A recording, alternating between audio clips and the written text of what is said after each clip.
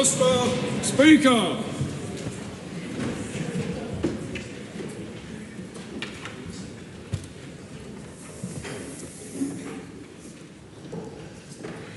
Almighty God, we give thanks for the blessings which have been bestowed on us. Laying aside all personal interests, we acknowledge the King and pray for guidance in our deliberations, that we may conduct the affairs of this House with wisdom, justice, mercy and humility for the welfare and peace of New Zealand.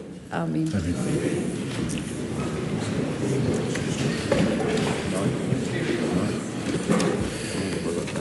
No petitions have been delivered to the Clerk for presentation. Oh, I'm sorry, the business statement from the Leader of the House, of course.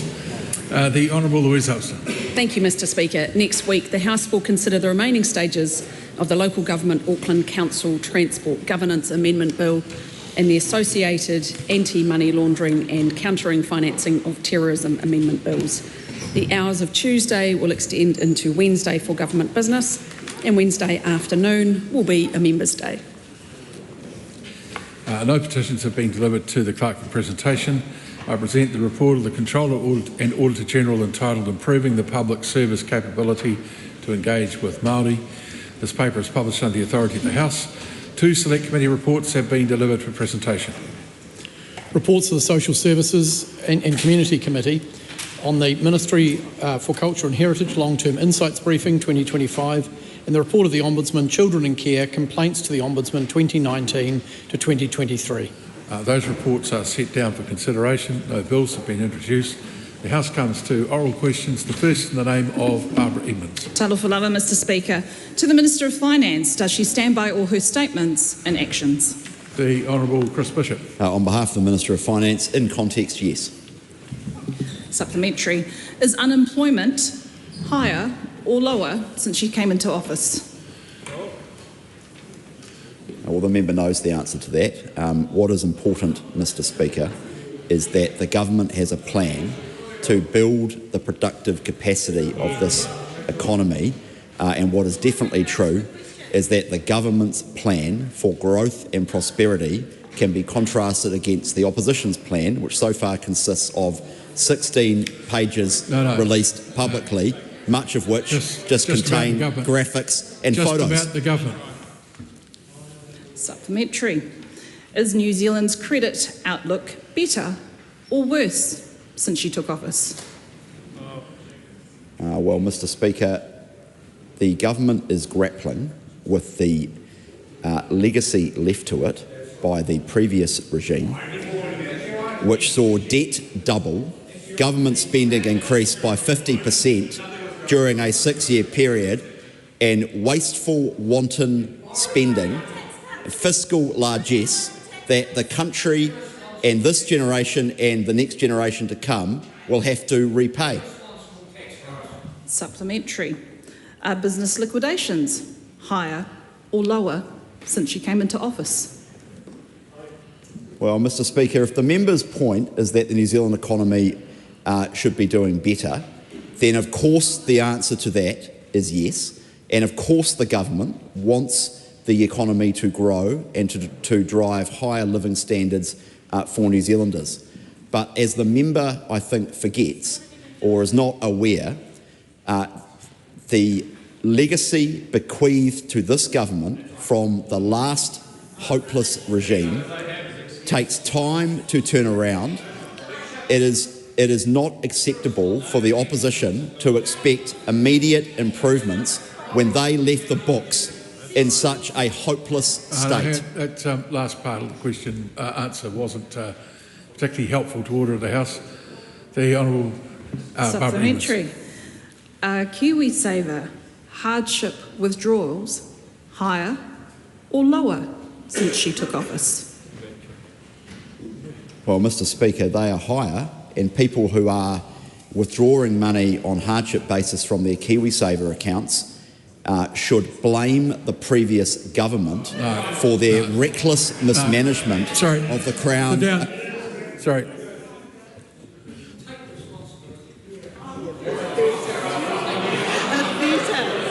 Supplementary. When a question is started, no one speaks. Supplementary. Has she found at least one family who has received the full $250 that was promised to them? Well, Mr Speaker, many families around this country are better off as a result of the government's tax settings changes and the Family Boost scheme that is providing much relief to hard-working Kiwi families at a time of hardship for many. So you haven't found one? Supplementary. Is the reason why she didn't give a direct answer on any of these questions is because... You can't get upset about the answers, and I've been pretty clear about the content of answers. If you're going to make statements like that, there's a different way of wording it. Just find that different way. Why won't she give a direct answer on any of these questions? Is that because she knows on every single one of those measures, things are worse, not better? Mr Speaker, I'll tell you what I do know to be the case. I do know that this government came to office at a time of great hardship for New Zealanders. I know that this government's prudent fiscal management is setting New Zealand up for success. I know that this government's record in comparison to the past government's record compares very favourably, and I know that this government has a plan for the future of New Zealand, and I know that the opposition doesn't. Question number 2, Nancy Liu. Thank you, Mr Speaker. And my question is to the Minister for Infrastructure and asks, what recent announcements has he made about strengthening New Zealand's infrastructure system? The Honourable Chris Bishop. Mr Speaker, yesterday I announced 5 changes to how we improve assurance of infrastructure projects. We are simplifying assurance by having one tool that is focused on what ministers need to make investment decisions. We're transferring responsibility over assurance from the Treasury to the Independent Expert Infrastructure Commission. Ministers will now get a 2 or 3 page fitness assessment for business cases seeking Cabinet endorsement. The 4th is we are setting up a dedicated assurance function for asset management plans and long-term investment plans. And the 5th is giving key ministers more oversight of major projects before they go to Cabinet for decisions. Mr Speaker, the aim is to avoid projects like the new Dunedin Hospital build and IREX in the future. Supplementary question. Why are changes to infrastructure assurance needed? Mr Speaker, there is nothing more frustrating as a minister than turning up to Cabinet or Cabinet committees and being presented with long, turgid papers filled with business cases asking for billions of dollars of expenditure. The reality is ministers are not experts in building prisons or building roads, but they are expected, and we are expected, to make decisions about billions of dollars worth of investment without high quality, accurate and concise information. Unfortunately, sir, the reality has been for New Zealand governments of successive stripes to let investments move through the system with bad projects gaining momentum until it's too late. And in the meantime, tens of hundreds of millions of dollars have been wasted on business cases designed for phantom projects. It's clear that the system has been underperforming for all ministers and governments of all stripes. This government is determined to fix it, and that's what we're doing. Supplementary question. What will these changes mean for ministers, taxpayers and the sector? Mr Speaker, it's good news all round. The changes mean that ministers can confidently say yes or no to projects and long-term capital plans early, knowing that their decisions are informed by evidence and expert advice. For taxpayers, they mean more projects that meet the needs of taxpayers and represent good value for money. And it also means the public can use these tools to hold ministers to account for decision-making. For the sector, it will mean less stopping and starting of projects because good projects will rise to the top and unrealistic, unfunded projects quickly sink to the bottom. And for central government, it will mean they have to lift their game on asset management plans, asset registers, data collection and reporting, and monitor their assets and their long-term investment plans more accurately and more seriously. Supplementary. What feedback has he seen on these changes? Well, Mr Speaker, very positive feedback. Infrastructure New Zealand said that strengthening independent oversight is long overdue. The public deserves confidence these decisions are well tested, prioritised and deliver long-term value. And New Zealand's lead association for infrastructure asset management professionals, APOPO, also welcomed the changes. I agree with both their remarks, and it's great to see the sector responding to this government's clear statement of direction and priorities. Question number 3, Ricardo Mendes-March. Thank you, Mr Speaker. My question is to the Minister of Immigration. Do migrant bus drivers deserve clear, practical pathways to residency? If so, will she review the requirements for the work to residency pathway for bus drivers so that they can remain in the country? Mr Speaker. The Honourable Erica Stamford. Mr Speaker, migrant bus drivers who applied for a work visa between September 23 and April 24 already have a clear and practical pathway to residence through the transport work to residence visa. It's clear because the requirements for residence have been known for the last 3 years. It's practical because it requires a person to only work as a bus driver for 2 years before they can apply for residence. And it's also generous because bus drivers are also able to apply for a further 2-year work visa. This gives them a total of 5 years working in New Zealand to meet residence requirements. Does she agree with Greater Wellington Regional Council's concerns that without changes to the immigration settings for bus drivers, driver shortages could return as soon as this year?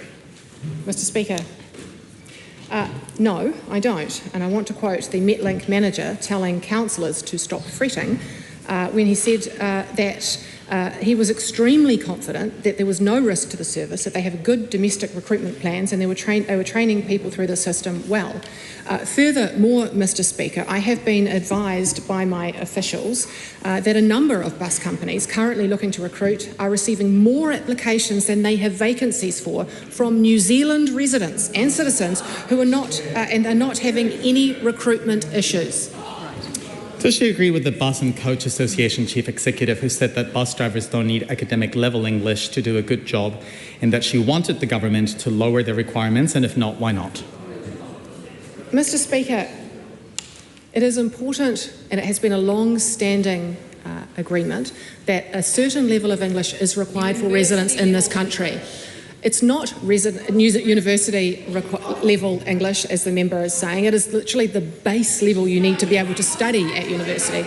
It is a long-held policy in this country since early 2000s that a high level of English is required to settle well in New Zealand and to gain residence.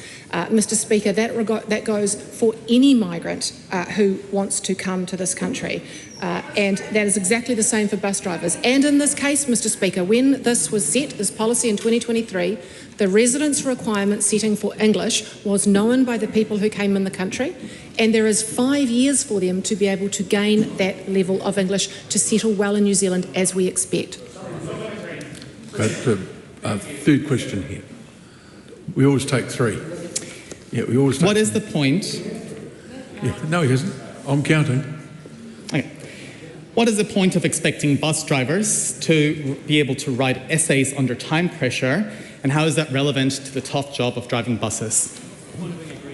Mr Speaker, as I've already said, this is not about driving a bus, and certainly a level of English to drive a bus is very important. What we are testing is their ability to gain residence. And we expect in this country, since the early 2000s, a required level of English to settle well in New Zealand. And it may well be the Green Party policy for a low level of English, and if you've got a criminal record, and if you've got poor health, that you can get residence in New Zealand, but that is not the expectation of most New Zealanders. The Right Honourable Winston Peters. Does the Minister agree that operators should train and employ New Zealanders as bus drivers? And what steps is she taking so employers do not use immigration as an excuse not to train our own people first? Well, Mr. Speaker, that is an excellent question. And as I've already stated in previous answers, that the bus companies are having more New Zealanders apply for positions than they have vacancies for. New Zealand immigration policy is always about putting New Zealanders first and filling skills shortages where we need to. And in that respect, we've put in place a range of policies to ensure that that exactly is the case. Does she expect a higher English requirement standard for migrant bus drivers than for wealthy golden visa applicants? Mr. Speaker, there is across New Zealand, when you apply for residence, a set level of English, and it goes for whichever occupation that you are in.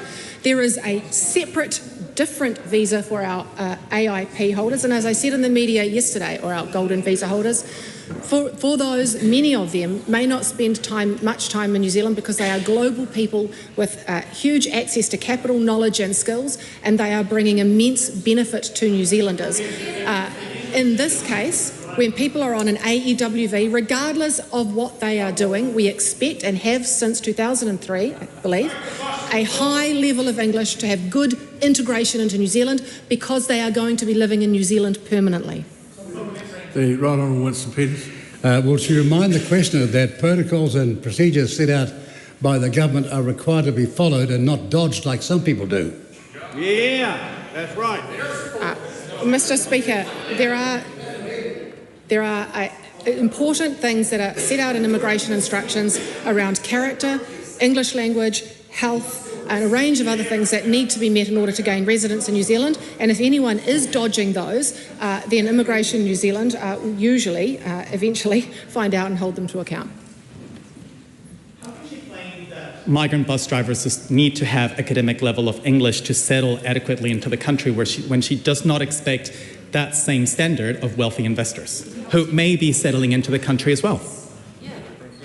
Mr. Speaker, there are two entirely different visa categories that we treat completely differently. One is an AEWV, one is an investor migrant program. With everyone who comes on an AEWV visa, we have a set level of English that is required for residents, which has been set since the early 2000s, and that this government does not have any plans to change because it is important for settlement in New Zealand. Question number 3, the Honourable Willie Jackson. To the Minister of Māori Crown Relations, does he believe that the review of references to the principles of the Treaty of Waitangi will improve Māori Crown relations, and if so, how? The Honourable Tama Pūtaka. E te maunga o te whare, kia ora. The review of references to the principles of the Treaty of Waitangi, Te Tiriti o Waitangi, is an agreed part of coalition arrangements.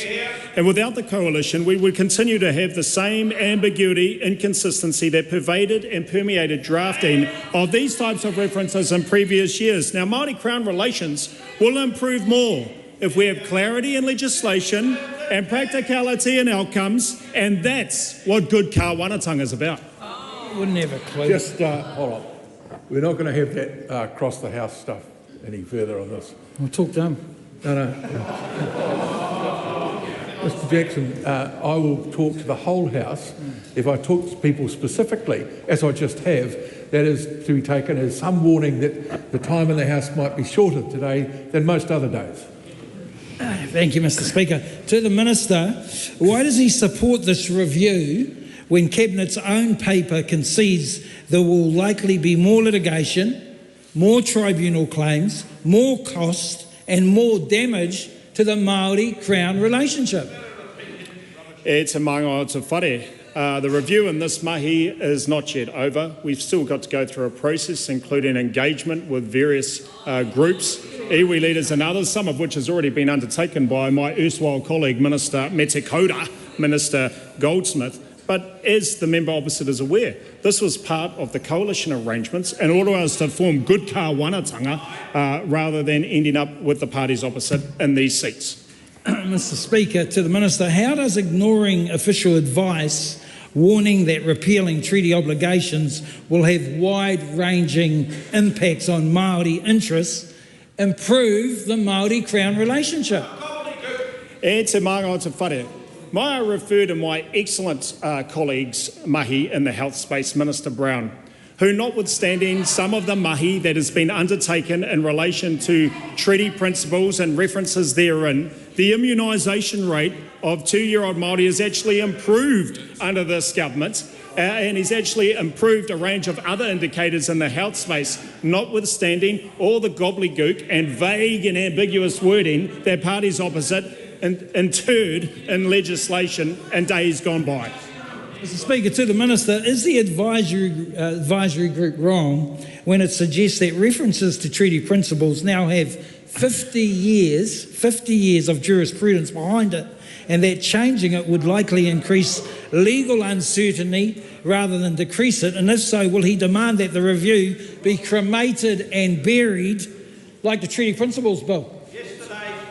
E te manga o te whare. Yes, there have been references to treaty principles for over 50 years in legislation, but there is a great responsibility on us as coalition partners to review some of the references to the Treaty of Waitangi principles, some of the references to the Treaty of Waitangi principles. But what we won't do, Mr Speaker, is use the principles of the treaty or the Treaty Te Tiriti o Waitangi itself as a Trojan horse for the type of socialism that member peddles in this precinct.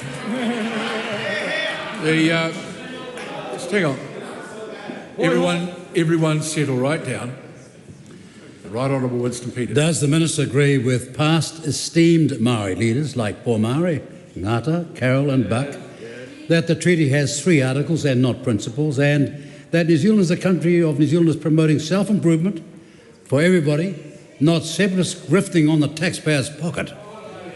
E te manga o te whare. The rangatira has spoken, and he's also mentioned 3 of outstanding Te Aute College graduates, whakatangata kia ka, quit yourself like men, be strong. And I acknowledge that there are 3 articles in the Treaty of Waitangi, and there are on the 9 versions of the treaty that adorn my wall in the beehive, long that may they continue for the next 9 years. There's also a number of principles enunciated through Waitangi Tribunal reports and judicial comments throughout previous years. Kia ora.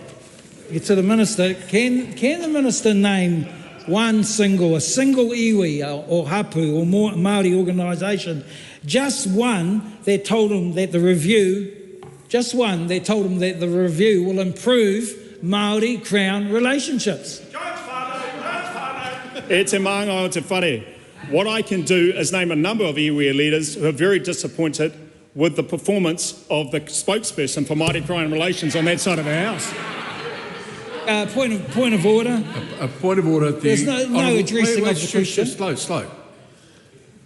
Point of order, the Honourable Willie Jackson. Mr. Question, it was a clear question, and it didn't even come anywhere near to addressing it. You think about how you asked it. I think you can ask it again. Oh, thank you very much. No trouble. No, that's great. Mr. Speaker, can this minister name one single organisation, Māori organisation, hapu, iwi, just one, who told him that this review will improve Māori Crown relationships? Just one. E te manga o te whare. Yesterday, our coalition government convened the Accord Hui with Ngāti Raukawa ki whare Pūhunga in Tokoroa. Not once did Kataraina Hodge and Maria Te Kanawa, the chair and the CEO of that outstanding iwi in the heart of Waikato Tainui, Waikato, Maniapoto, Raukawa, go the Chiefs, mention the review of the references to the principles of Waitangi, but what they were absolutely enamoured by, they were absolutely energised by, they were absolutely enthusiastic around are the outcomes that this government is actually deploying into places like Tokoroa, which this government has focused on in the last 3 years. Yeah, so that's none. Okay. Thank you, Mr. Speaker. Hang on, wait. Hang on, the whole House just needs to calm. The Honourable Willie Jackson. Thank you, Mr. Speaker. Why doesn't the Minister just admit that the real reason he is pressing ahead with these policies is in the vain attempt that the Prime Minister will be able to finally remember his name? I think... E te manga o te whare. My name will be here much longer than Willie Jackson's. Sit down.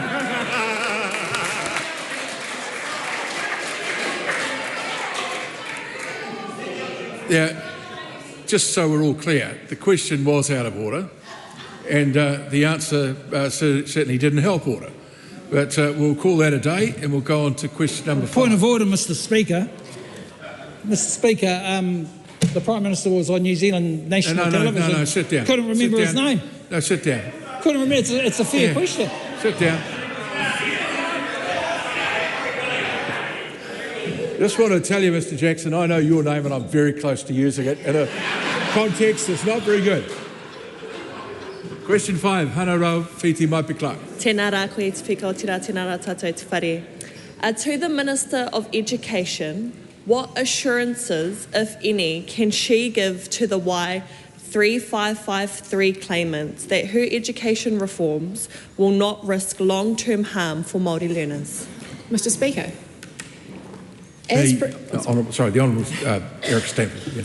As proceedings for Y3553 are currently underway, I won't be commenting on matters related to the claim, as I wish to respect the Tribunal's opportunity to consider all evidence carefully before reporting. But I can, however, give assurances to all New Zealanders that raising achievement for Māori students is at the heart of my work programme. Supplementary. Will she commit to immediately halting her education reforms until the Waitangi Tribunal completes its inquiry and delivers its recommendations, and she can assure the Y3553 claimants that she will meaningfully engage with Māori and their education sector before continuing with these reforms? Mr. Speaker, I will not be doing that. Because as I said earlier, raising achievement for Māori students, for Tamariki Māori, is at the heart of everything that we are doing. And after decades of decline and stagnant, persisting gaps in achievement that everyone else has been ignoring, this government is investing. This government is finally investing in a bilingual education system more equitably than any other government that I can remember.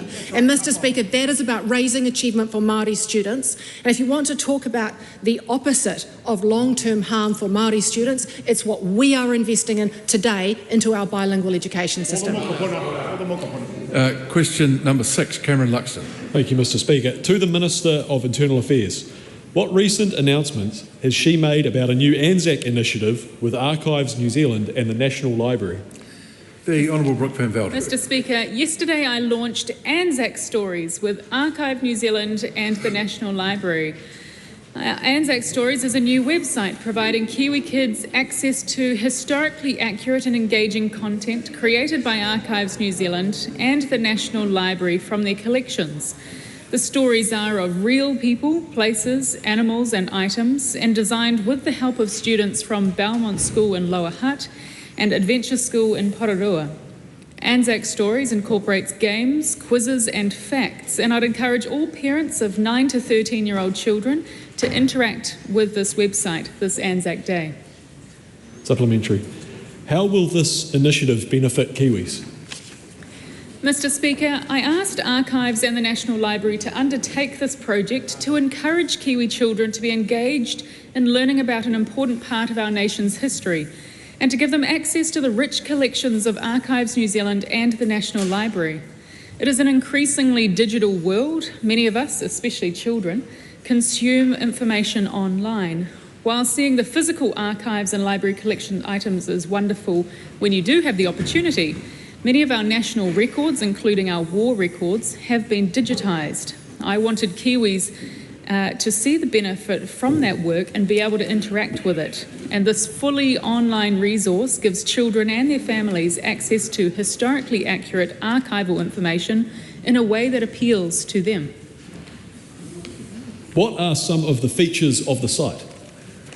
Mr. Speaker, Anzac Stories features written stories supported by quizzes, games, photographs, maps, timelines and interactive elements that encourage exploration and learning in a fun way. There's what is called the Challenge Hub, which holds all of the quizzes and games from each of the stories in one place. This feature was particularly popular with the students who tested the site and resulted in fierce competition to see who could get the highest scores. One of my personal favourite features is the guide to the site, a little white mouse, inspired by the New Zealand-born spy. Nancy Wake, who earned the nickname White Mouse during World War II because she was so difficult to capture. The White Mouse carries the viewer through Anzac stories, giving useful historical tidbits along the way. What is the significance of children being able to access and engage with Anzac history? Mr. Speaker, it's important for us not to forget our past. Anzac stories are stories of courage, sacrifice, service and bravery, and it shows the impact war has on individuals and communities. They have shaped who we are as a nation, and particularly with the Anzac story should not be forgotten. Anzac stories will help children further understand New Zealand's place in history, why we commemorate Anzac Day, and the impact these conflicts had on real people, real New Zealanders. I encourage families and children to try it out this Anzac Day by visiting the homepage of the National Library's website. And Mr. Speaker, if I may also take this time to pay my respects to those who have served and continue to serve. Question number 7, Shannon Halbert. Thank you, Mr. Speaker. Question to the Minister for Tertiary Education. What actions, if any, has she taken to support tertiary institutions and students impacted by the ongoing fuel crisis and rising cost of living? The Honourable Louise Hudson. Mr. Speaker, on behalf of the Minister, our government has always acknowledged that many Kiwis have been doing it tough during a cost of living challenge and the fuel crisis. The government continues to support students through student allowances and loans in other settings and continues to expect tertiary institutions to understand the needs of their students and support them, including through hardship funds. The government is working with tertiary institutions to understand their fuel needs. Supplementary. Is she aware that universities are having to pay out of pocket to help staff through the ongoing crisis, given the government won't do anything to help? Mr. Speaker, on behalf of the Minister, the government's been very clear in terms of the support during the fuel crisis should be temporary, targeted and time-bound to not create a period of high inflation that we are still recovering from that the last government had. We're clear about the fact that institutions are independent organisations, and if they choose to support their staff, that is a matter for them. Supplementary. What support, if any, is being provided to regional students, including apprentices, who need to travel in a car for their qualification? Mr. Speaker, on behalf of the Minister, those who are in apprenticeships are of course employed, and it might be a matter for their employers if they seek assistance. The other thing that we would encourage tertiary institution providers is, as always, to consider the needs of their students and to make adjustments if they need to. Is she aware that by not offering any help through this crisis, she is heaping more financial pressure on universities and polytechnics? Mr. Speaker, on behalf of the Minister, we're very clear that the fuel crisis that has been imposed on New Zealand by the conflict in the Middle East is having an impact on a number of organisations, and like many organisations across the country, they're having to make adjustments based on these set of circumstances that we have no influence over. Supplementary. Is she aware that at the same time, by not funding enough domestic enrolments, she is heaping more financial pressure on universities and on polytechnics?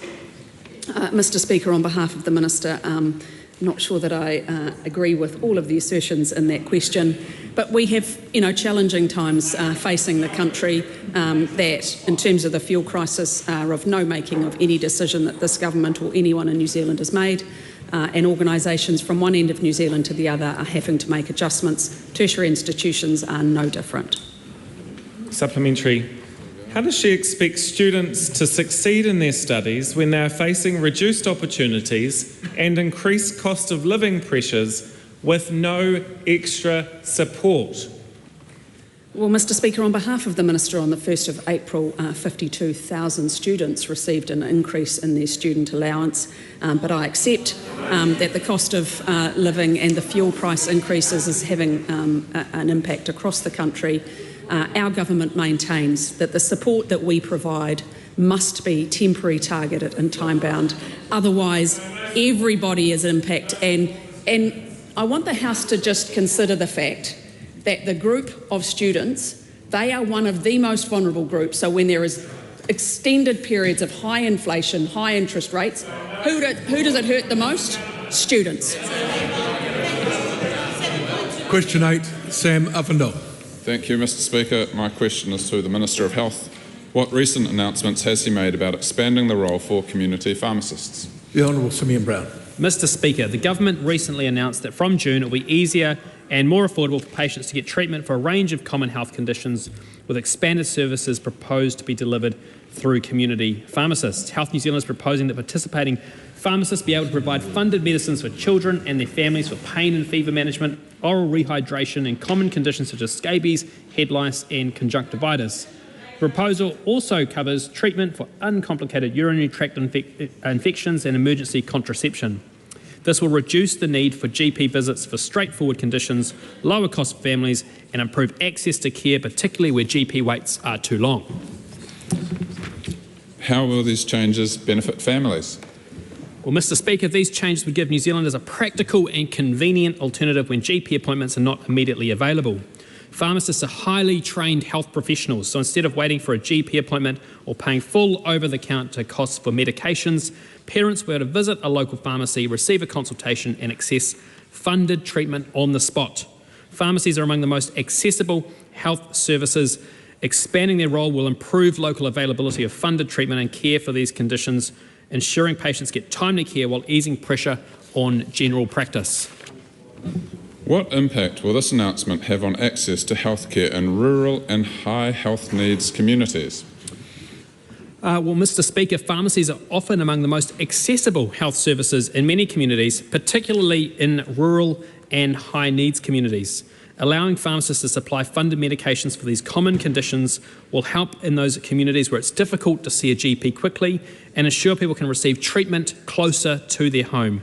To support delivery, Health New Zealand has established a $5 million per year extended pharmacy services fund to help ensure these services are available nationwide.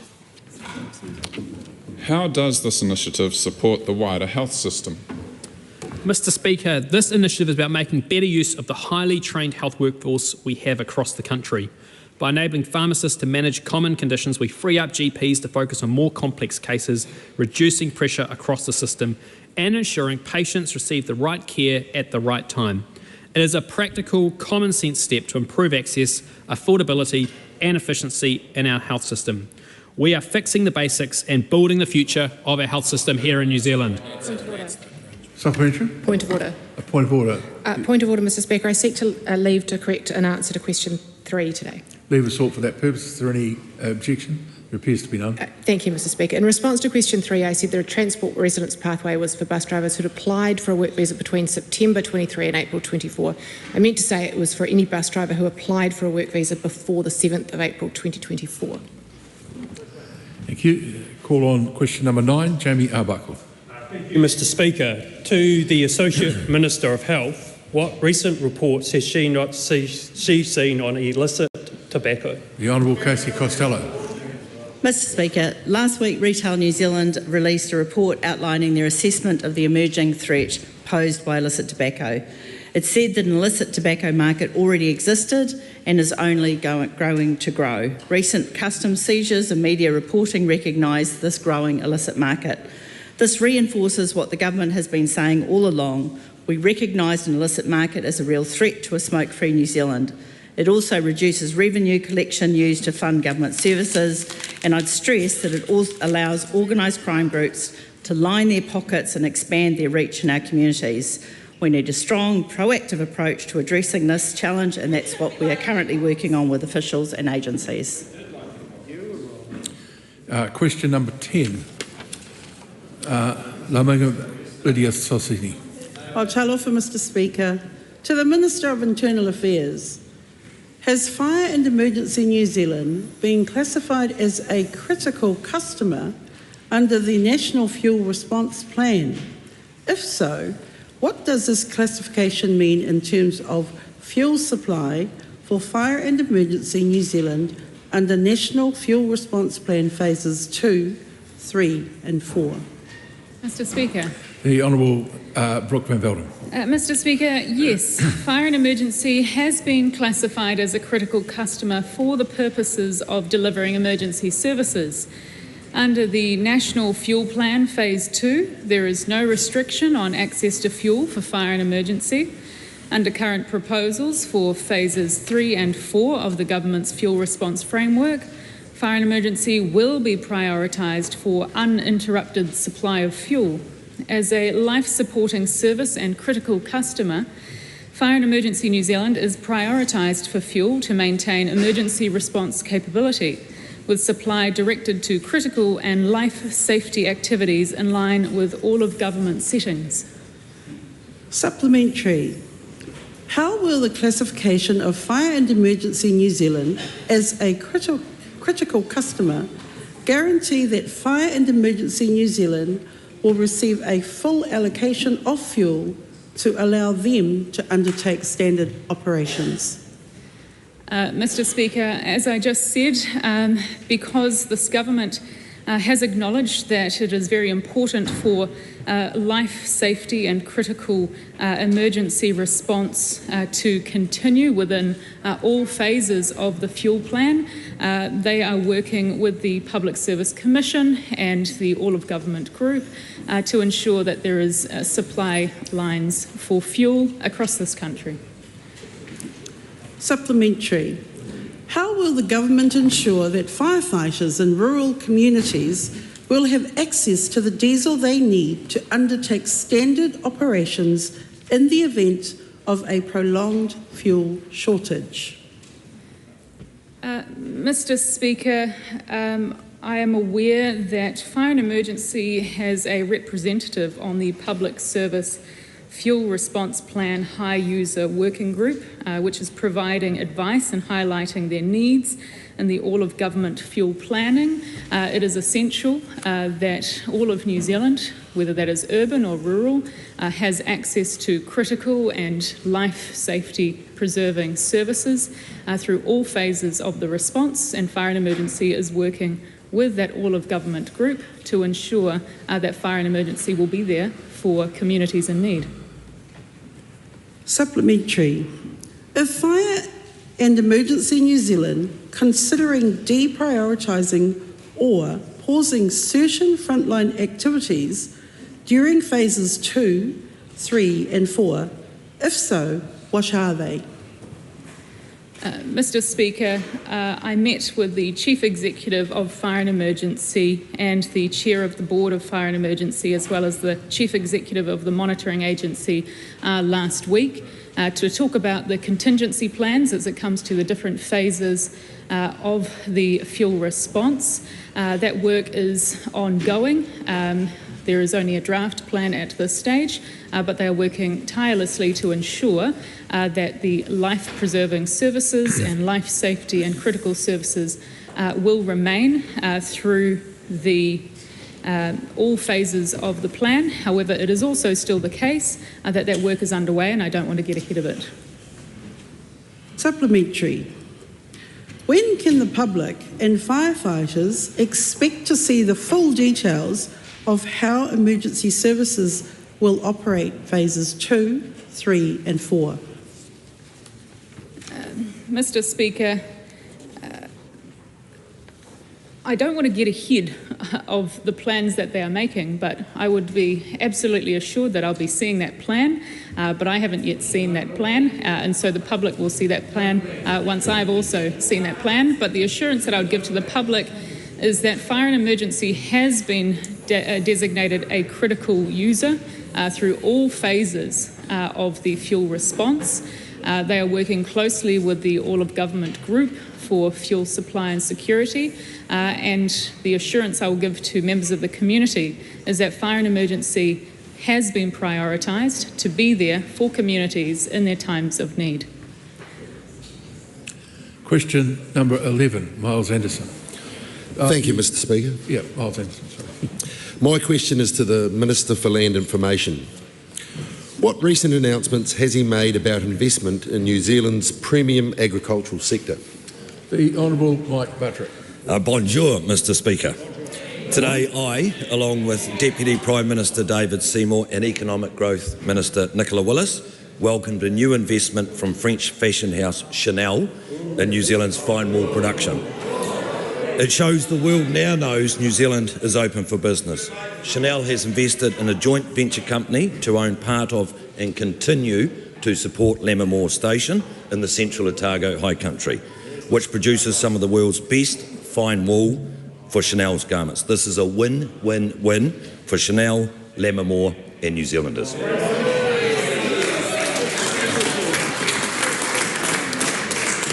Supplementary. Yeah, not bad. 7 out of 10. How do investments like these benefit all New Zealanders? Mr. Speaker, Chanel's investment in New Zealand illustrates how overseas investment opens new doors for Kiwis. The investment was granted under the Overseas Investment Act's Benefit to New Zealand Farmland Benefit pathway because it is expected to provide substantial benefit to New Zealand. It allows Lammermoor to continue doing what it does best, retaining jobs and livelihoods in the process and contributing to New Zealand's export growth opportunities. When we grow our exports, we grow the economy, and that helps to pay for hospitals, schools and safer communities. Supplementary. What makes New Zealand an attractive place to invest for companies like Chanel? Mr. Speaker, as we all know, New Zealand primary sector is world class. However, it's important to have a government that is outward facing and courts new investment to New Zealand, and that's what we're doing. Chanel plans to build on Lammermoor's organic status and achieve regenerative organic certification. That would make Lammermoor the world's first fine wool producing farm with those credentials. That will boost the value of our export receipts. It also boosts the reputation of New Zealand wool's high quality and sustainable production. Mr. Speaker, where there's a wool, there's a way.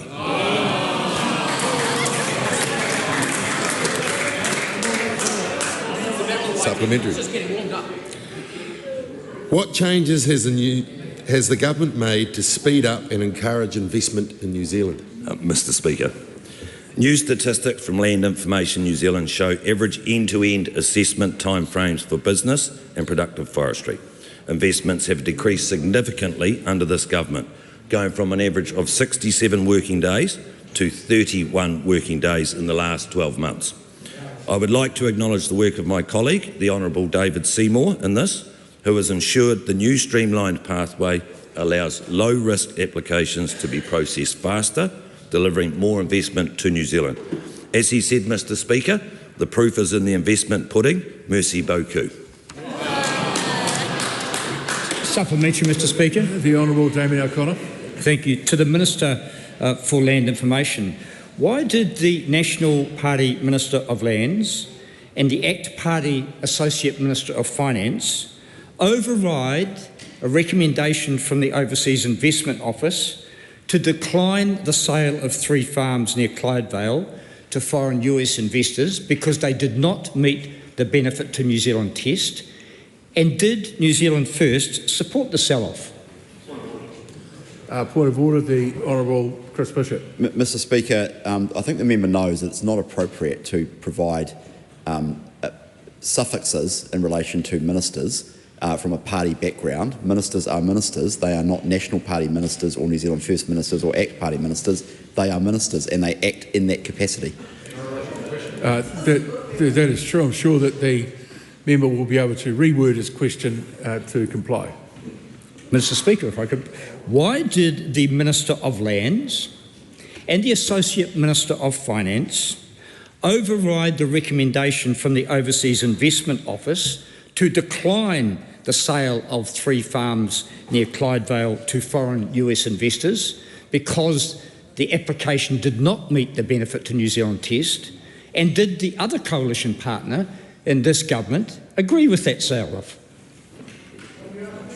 The Honourable Mike Buck. Mr. Speaker, I'm not privileged to that information. What I can say is that all overseas applications must go through a benefit to New Zealand test, and they will be assessed on their merits. Mr. Speaker, a supplementary. Just a minute. Supplementary. The Honourable Damien O'Connor. Thank you very much. Is it now the coalition government policy to override the recommendations from the Overseas Investment Office when assessing the benefit to New Zealand test and open the door to the sell-off of New Zealand farms to foreigners? Mr Speaker, no, all applications should be assessed on their merits. Point of order, Mr Speaker. Point of order. A point of order has been called. The Honourable Mr Speaker, I seek leave to table the Overseas Investment Office report on the New Zealand Dairy Holdings Trustco Proprietary Limited as a trustee for New Zealand Dairy Holdings Trust. And is it application to sell the farmland? Publicly available document? Not necessarily, Mr Speaker. It has to be, Mr Speaker, it is only available under an OIA request, Mr Speaker, because the government has not released this. Has it been released as a most OIA? Mr Speaker, it was received under an application under the OIA. Yes, it's frequent practice for the government to release, or successive governments to release OIA documents. No, it has, Mr Speaker, with all due respect. Leave aside, is there any objection? There is objection. We'll go to question 12, Steve Abel. Thank you, Mr Speaker. Just Mr Abel, just wait for the House to give you the courtesy of their silence.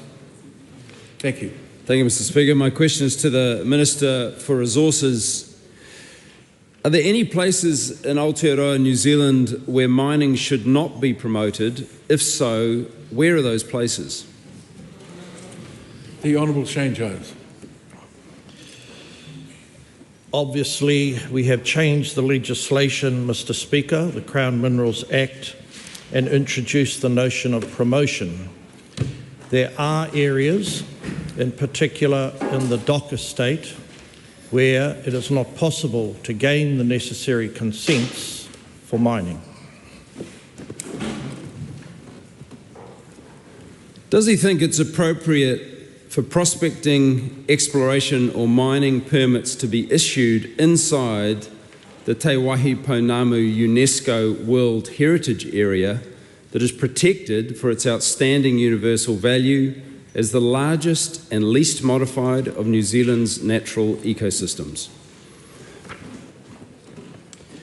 Obviously, any application, Mr Speaker, for a mining entitlement will follow the law.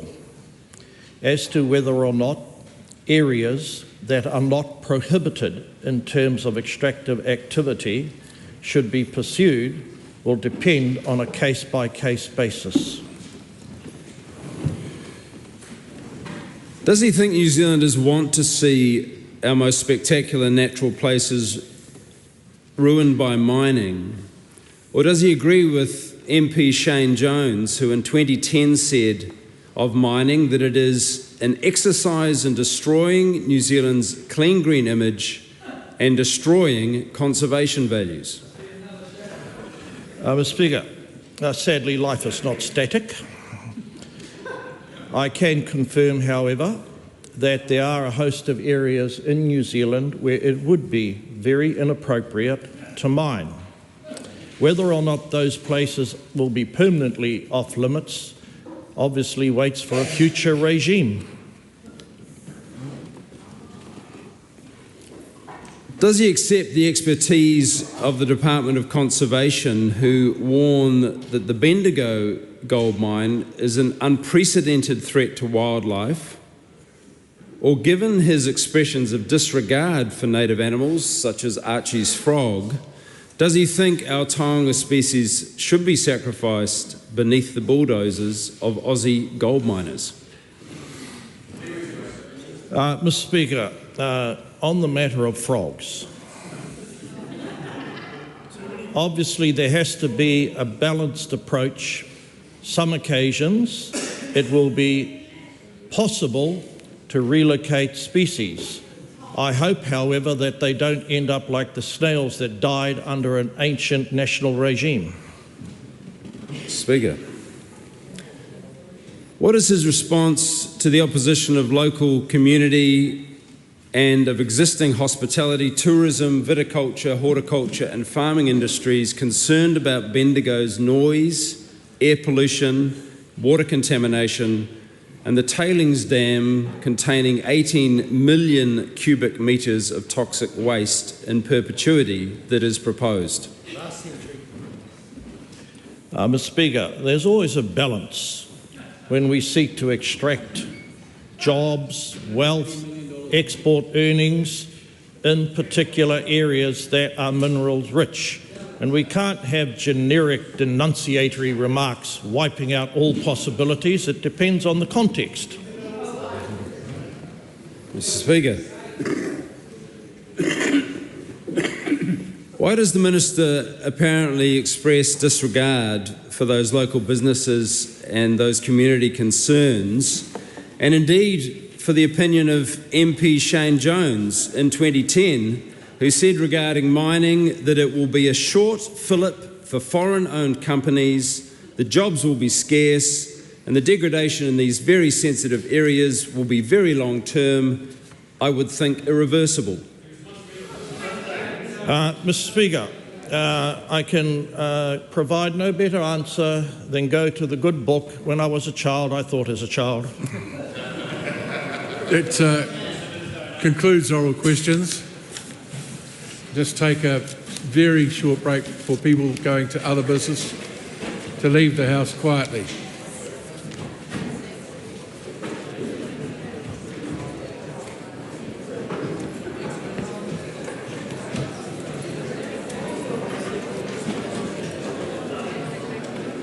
That means quietly with no talking.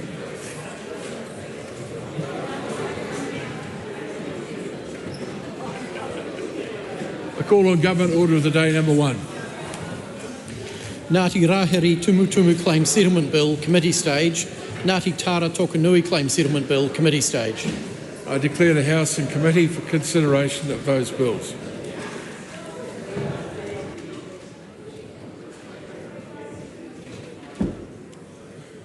Kia ora. That's right. I've asked Lloyd to track.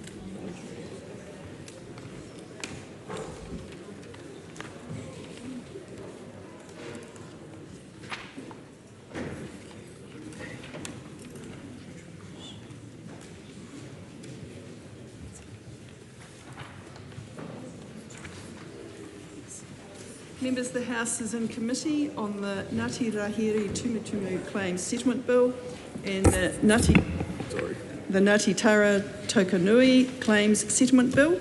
We come first to the Ngāti Rahiri Tumutumu Claims Settlement Bill, and we begin with the debate on Part 1. This is the debate on clauses 3 to 21, preliminary matters, historical account, acknowledgements and apology, and settlement of historical claims. The question is that Part 1 stand part. Madam Chair. Is it point of order? Point of order, Stuart Smith. Madam Chair, I'd seek leave to take this as one question. The two bills? The two bills. Take the two bills as one question. Is there any objection? There appears to be none. Is there a separate thing I've got to read out for that? Not for taking it as one question, but we will have to, we can take the debate as one question, but we'll then have to read through. Yep, okay. Okay, so are we clear we're debating both bills as one? The question is that Part 1 stand part on both bills.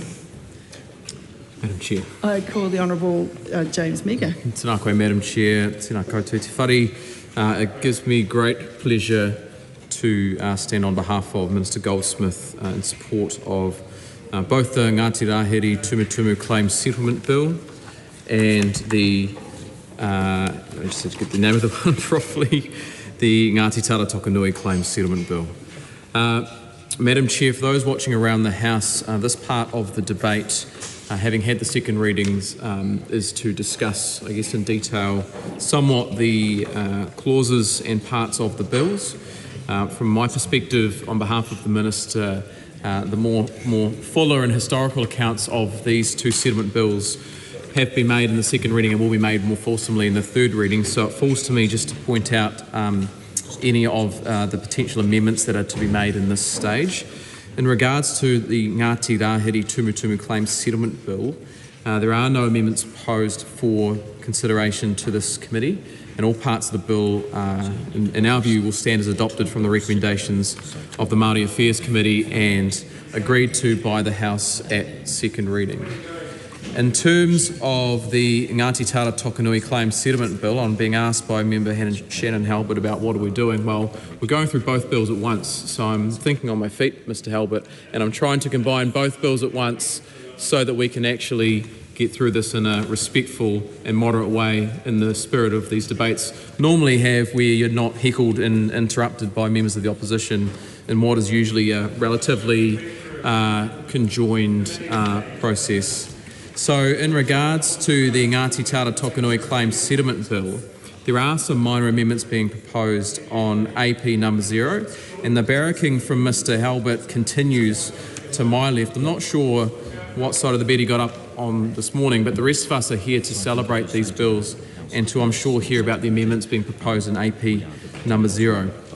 Now, Madam Chair, since the committee's consideration of the bill, some members, and Ginny Anderson is now joining in the barracking on a treaty settlement bill. It's an interesting day here in the House, and I believe they even tried to stop some treaty settlement bills from being progressed this morning, so I don't know where the Labor Party is at, but maybe Steve Abel can get them under control. So the changes being made by this amendment paper for AP number 0 are very minor and technical in nature. They mainly relate to the change in approach from 10 hauraki bills progressing together to third reading and to individual groups being able to progress when they are ready to do so. So these changes will affect references to the Parihauraki collective redress deed and the timing of transfer of jointly vested properties.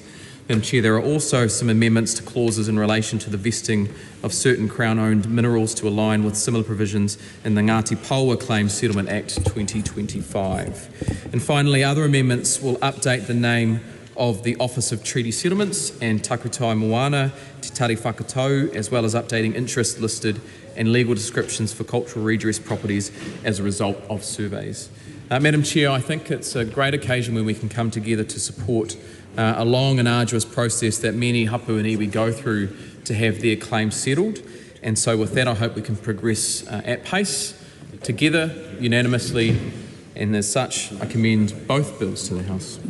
So for the clarification of the House, the question is that parts 1 to 3, schedules 1 to 4 and clauses 1 and 2 stand part of the Ngāti Rahiri Tumutumu Claims Settlement Bill, and the question is that parts 1 to 3, schedules 1 to 3 and clauses 1 and 2 stand part on the Ngāti Tara Tokanui Claims Settlement Bill.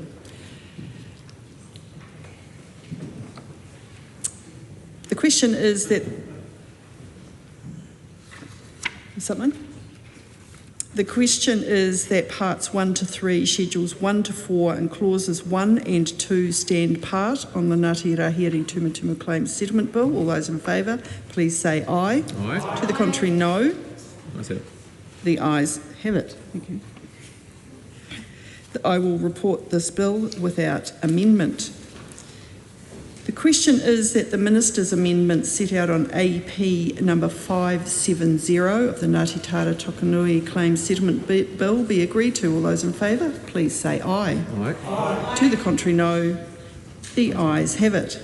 The question is that parts 1 to 3, schedules 1 to 3 and clauses 1 and 2 as amended in the Ngāti Tara Tokanui Claims Settlement Bill stand part. All those in favour, please say aye. Aye. To the contrary, no. The ayes have it. I will report this bill with amendment. Well done, Minister. It's a short visit.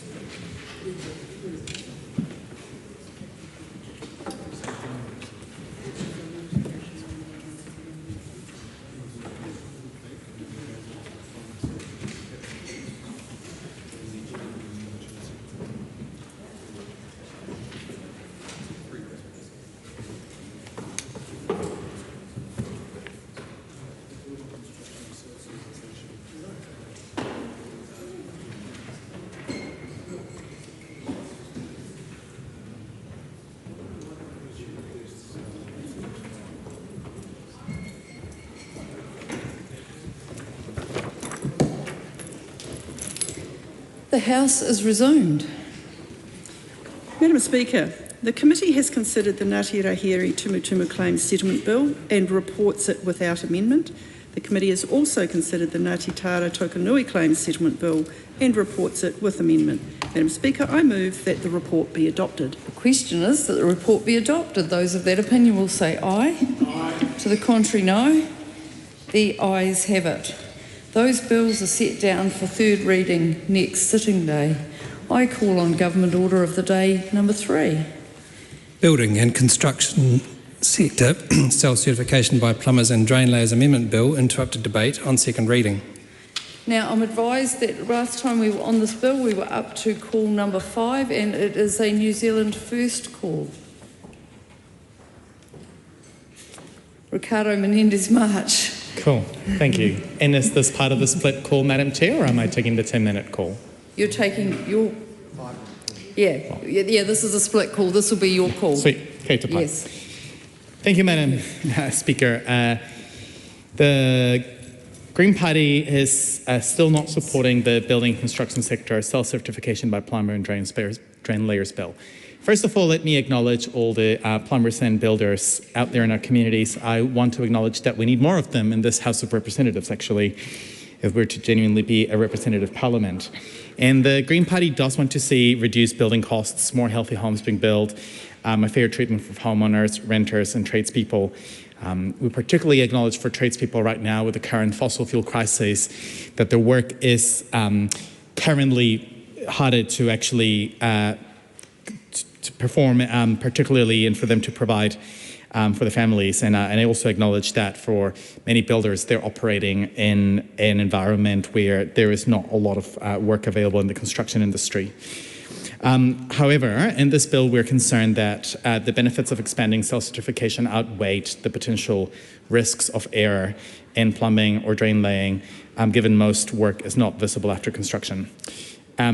Madam Speaker, the risks of incorrect plumbing are not limited to the individual property, but can result in cross connections between stormwater and sewage, causing pollution of rivers and sea and increasing health risks. Overflows can also impact neighbouring properties.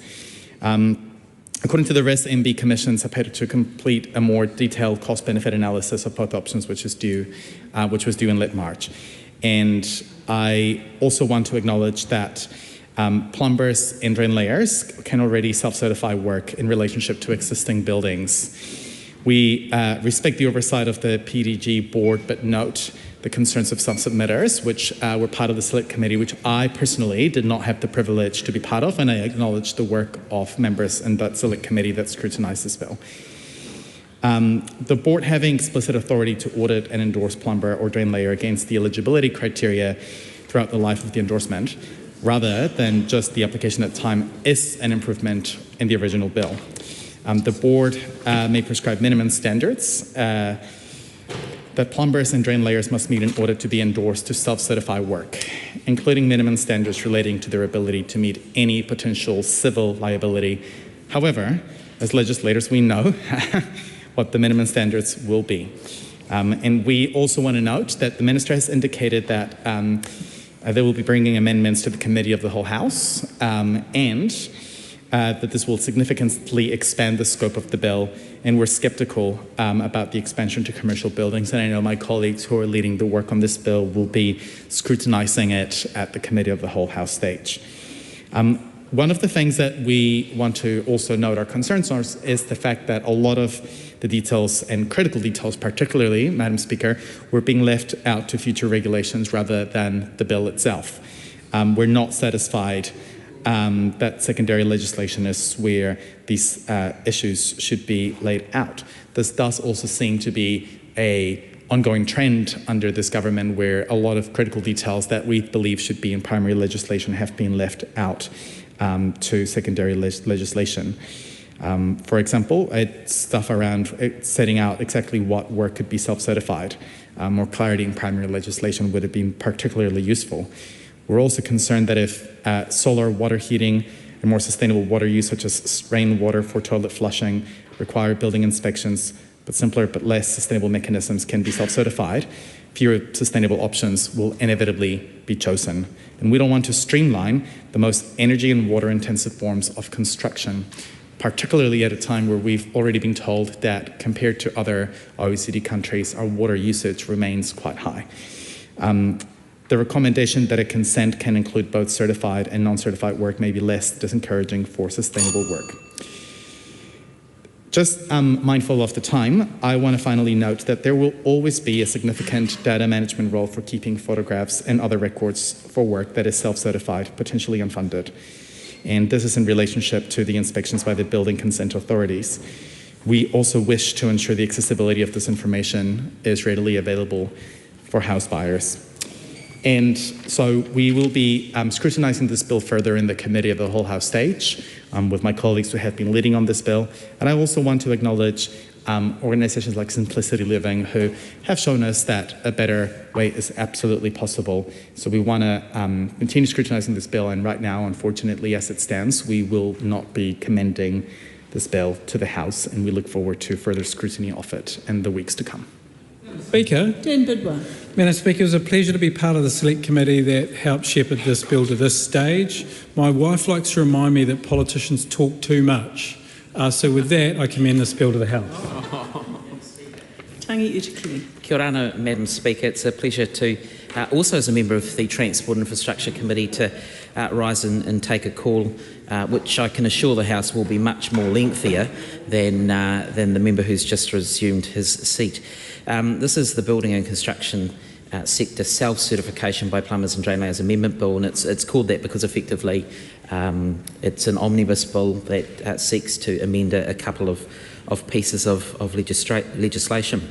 As my colleague Aotearoa Williams has already articulated today, our position is that we will be looking to support this bill here at second reading, but we do so with a number of caveats that we wish to explore when the bill, if it does pass, and looks as though it will, this particular stage through to committee stage. The bill as itself, I think, is a piece of legislation that does reflect Labor's commitment to reforms that seek to speed up opportunities in terms of housing development, but also at the same time maintaining a level or a threshold that doesn't compromise safety, because that's certainly something that can't be compromised. And the Transport and Infrastructure Select Committee, ably chaired by Mr Foster, did actually hear from folk in this particular regard. And I'll come to those reflections and observations around the Select Committee's report in due course. But when we're looking at this ability to be able to compromise speed and efficiency, that's fine. But ensuring that safety is maintained is really, really important, because if things are not done in a safe way, then things can go wrong, and they can go horribly wrong. And there are many, many examples in New Zealand and other countries' histories where, whether it's building products, whether it's the way in which a particular piece of work has been undertaken, that effectively fails and goes completely wrong. We respect the skill and the professionalism of those tradespeople who are licensed to undertake work in this particular space. They are hard-working, salt-of-the-earth folk in communities all around this country. And when we think about our plumbers, when we think about our drainlayers, when we think about all of those job opportunities that are even broader than that, you know, some of these folk who have worked in these areas have been hit hard lately in terms of, you know, the up to 20,000 folk in the construction sector who effectively have lost their jobs. And so that's an important distinction that also needs to be taken. The Select Committee itself, Madam Speaker, had a few submissions. I mean, we had 22 of them.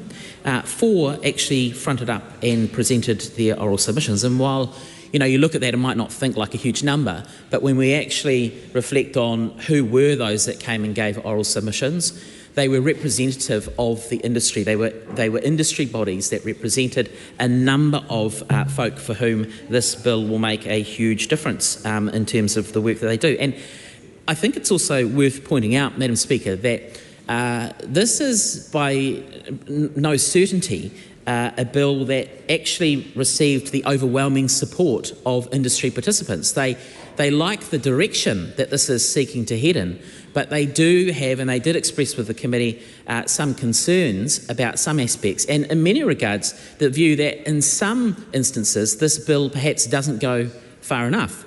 That when we're talking about small-scale works, when we're talking about what might be routine pieces of work, that actually there are things that are captured in the bill currently, that's fine, but many of these industry participants actually shared with the committee through their representative organisations that there are many pieces of work, a lot of them actually in the rural community sector, and I'll come to that in a moment, where they'd like to see this bill actually apply to the work that's undertaken in that particular space.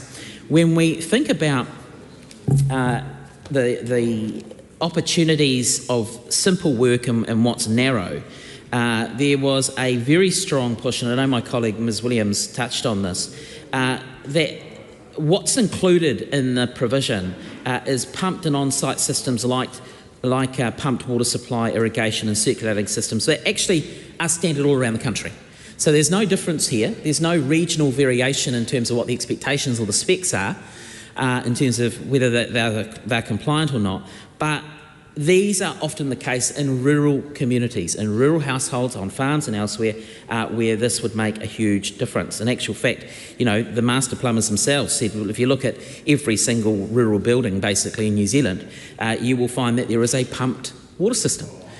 So, you know, what we're really interested as a party is exploring where the minister's thinking is at when it comes to committee stage, because this is what was heard, this is what's been reflected in the committee's report.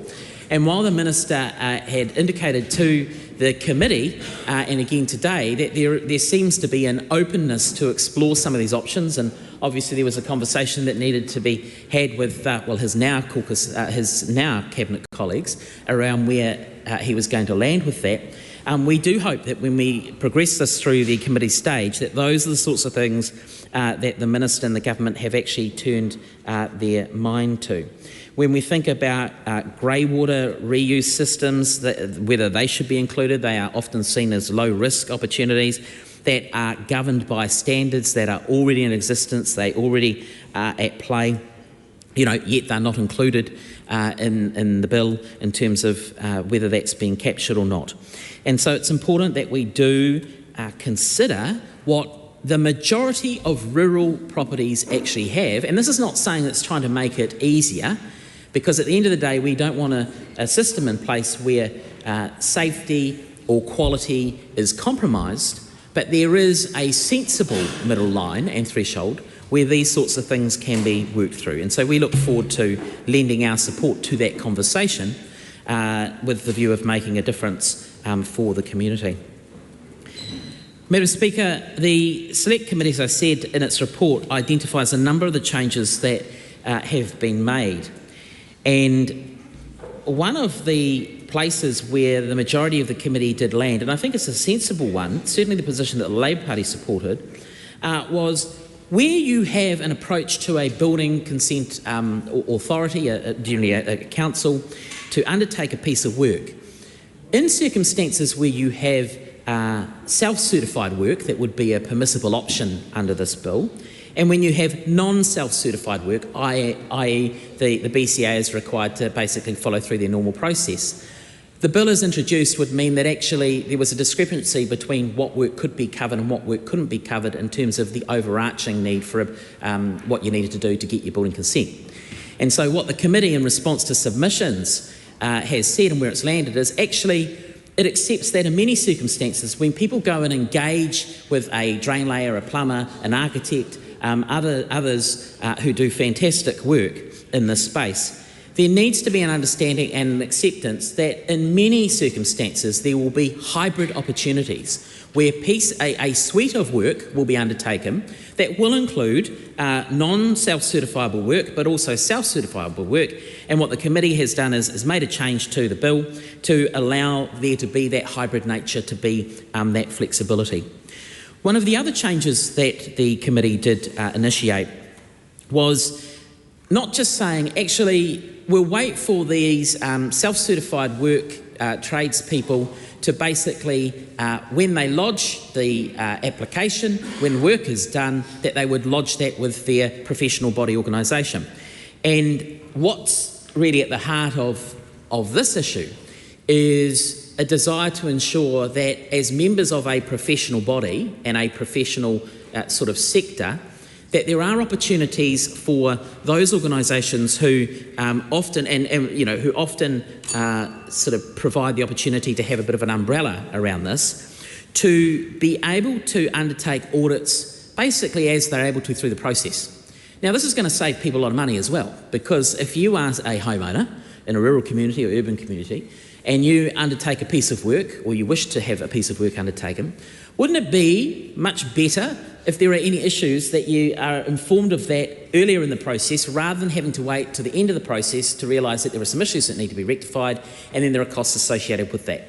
And so this is not uncommon to other parts of, we think of, teachers' registration and licensing, if we think of other opportunities in terms of the medical profession and elsewhere. We think that this is a very credible step and a sensible step to make that change. So there are a couple of other matters that the Select Committee did report back on. We look forward to the committee stage because, as I say, there are still a number of issues that do need to be addressed before wholesome support is at the end of the day. But at this stage, we will support this past second reading. Carlos Chung. One issue repeatedly raised by the building sector is that the consent process takes too long. There are long waits for inspector and an excessive number of inspections required for plumbing and drain work. This delay are not just frustrating. They drive up the cost of building and slow down much needed development. This bill addresses those challenges in a practical way. It introduced an open self-certification scheme allowing qualified plumbers and drain layers to sign off their own work. Importantly, this is backed by the strong safeguard, including new monitoring, auditing, and disciplinary functions for the plumbers, gas feeders, and drain layers board. This is a sensible reform. It will streamline the building process, reduce unnecessary delay, and help lower construction costs, deliver real benefit for both the sector and New Zealanders. Plumber's going to plumb. Dan Roseborn. Madam Speaker, it's a pleasure to rise and take a call on the building and construction sector self-certification by plumbers and drain layers amendment bill.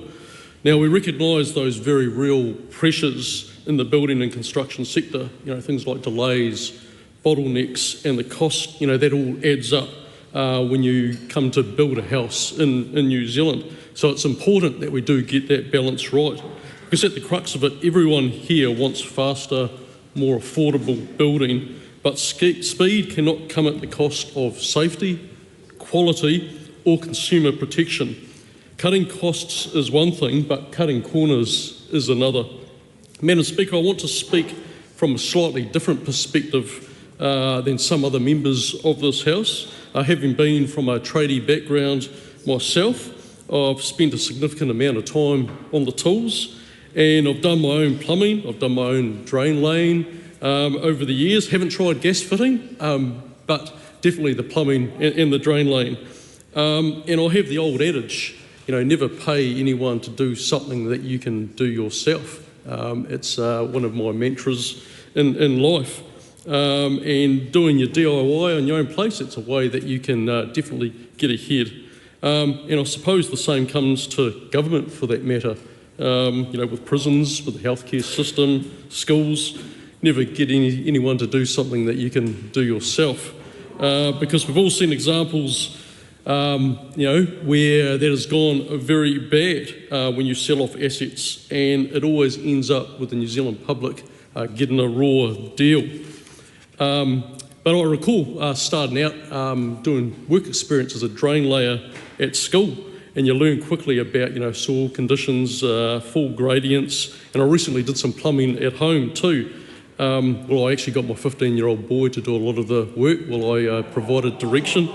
But it took him down to the hardware store and we bought the PVC piping. But that's actually getting quite expensive at the moment. All types of piping, fittings, all those things that are racked up with the use of oil and things like that and the high cost. But anyway, we went to the hardware store and we actually bought a toilet cistern as well, so got that fixed up. Because if any of you know, one of the biggest hits to my ego is if my wife says to me, well, if you're not going to do it, I'm going to go pay somebody to do it. And that really spurs me on to get down there and get the hardware myself and get it all fixed up. But having said all of that, with all that DIY, compliance is very important, and there are very real consequences if something does go wrong. And let me tell this house, when plumbing and drainage fails, it doesn't fail quietly. It usually gets very expensive. And it can be quite hard to find a plumber when you need one outside of normal trading hours. But then also, it affects people's homes, their health, and their wallets. And that's why people, who do this work carry such a heavy professional burden and responsibility already. Plumbers and drain layers are not cowboys. They are trained, they are regulated professionals who take pride in getting it right the first time. In fact, for those in this house that don't know, the plumbing apprenticeship, it actually takes 5 years. It's one of the longest apprenticeships that you can do in New Zealand. And it's a great profession. It's skilled, it's essential, it's future-proof. Sometimes every now and then in this house, someone will yell out there, the chat GPT thing. But there is evidence that, people that yell that out for a start are from professions that are probably most at threat from taking on, that chat GPT creep. However, being a plumber, a gas fitter and a drain layer, you're pretty well protected from AI. And there's going to be huge opportunities over the coming years, particularly for young people to take up those jobs. So a little bit of a plug for the trades there. If you're thinking of a career, plumbing and gas fitting is definitely the way to go. But with that pride, and professionalism within that trade, after you do your 5 years, there is still a little bit of risk. And this bill proposes to shift more of that risk onto those very tradespeople through that self-certification regime. Now, in principle, self-certification is not like a radical idea, but we can see versions of it overseas where it's worked very well. And so that is why it's a really good move that we're taking, and I commend this bill to the House. Madam Speaker. Sam Uffindale. Madam Speaker, thank you for the opportunity to rise and talk in support of the second reading of this bill. And it will make the system more efficient, giving approved plumbers and drain layers the ability to sign off on their own work, which puts them on an equal footing with electricians and gas fitters. Madam Speaker, this is going to make it easier and more affordable to open the door to home ownership for more Kiwis, and supports the growth and job creation in this sector. This is a very positive step from a minister that has made a number of positive steps in the building and construction space and is doing a great job. I commend this bill to the House. Tracy McClellan. Madam Speaker, I should say. Thank you, Madam Speaker. And I too, as the previous speaker just said, would like to take a call to tell a few anecdotes, discuss a little bit about the submissions and the select committee process about the building and construction sector self-certification plumbers and drain layers amendment bill. And one of the good things about plying your wares in this house is that you get to have a variety of topics come before you in select committee. As someone that's never had much to do with the trades, as my colleague Dan Rosewarne just pointed out, a fantastic career path for a lot of people, and a bunch of people who do sometimes very under-celebrated work in our society, because it's not until things go wrong that you commend the sheer skill and all of the expertise involved in getting it right. So it was an interesting bill for us to work on the Transport and Infrastructure Select Committee, and I would like to make knowledge of the Transport and Infrastructure Select Committee, very ably led by Andy Foster, for looking at this bill I think my colleague Tangi Utikiri said there were 4 people that came and gave submissions, but the breadth of submissions were very high standard, very informative, made us take notice, made us make some changes, because clearly this was something that the people that submitted on this bill were very passionate about and very knowledgeable about. So it's one of those bills, Madam Speaker, that you felt much more armed with expert knowledge at the end of the process than you did at the beginning. So Labour will support this bill at second reading. We supported it at the first reading. We acknowledge, as I said, all of the submissions, but I want to be very clear, as other colleagues have done to date, that our support is not unconditional. It depends on the government getting some of those remaining settings right, and we understand that there's intention to do that during the committee of the whole stage, because I think we were largely on the same page with most things, but there are some things that we want to be very clear that we still have some concern about.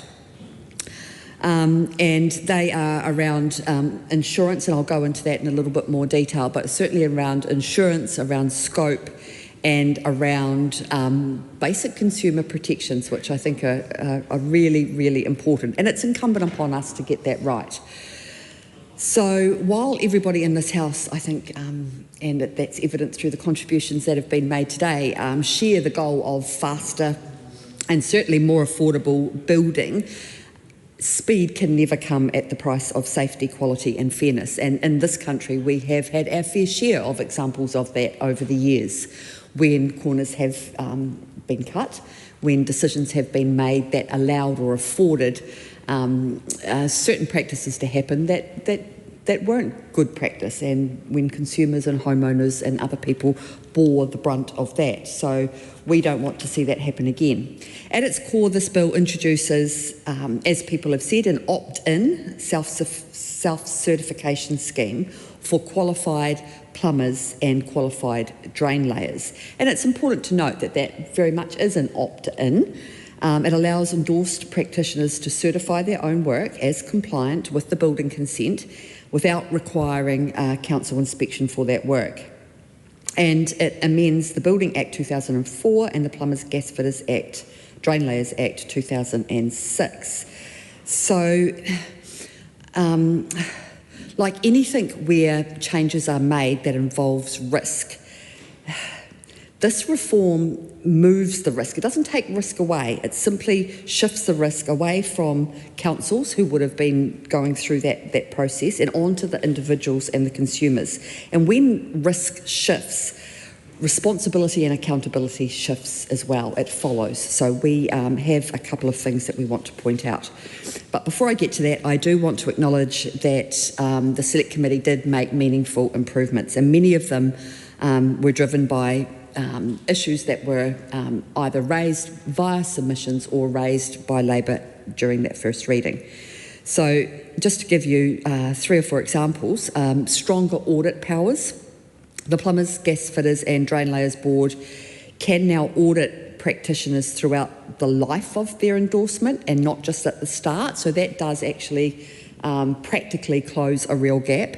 As my colleague Tangi Utikiri said, there should be the ability to have mixed consents so that it avoids that sort of all or nothing approach that submitters absolutely warned us against, and we took that on board.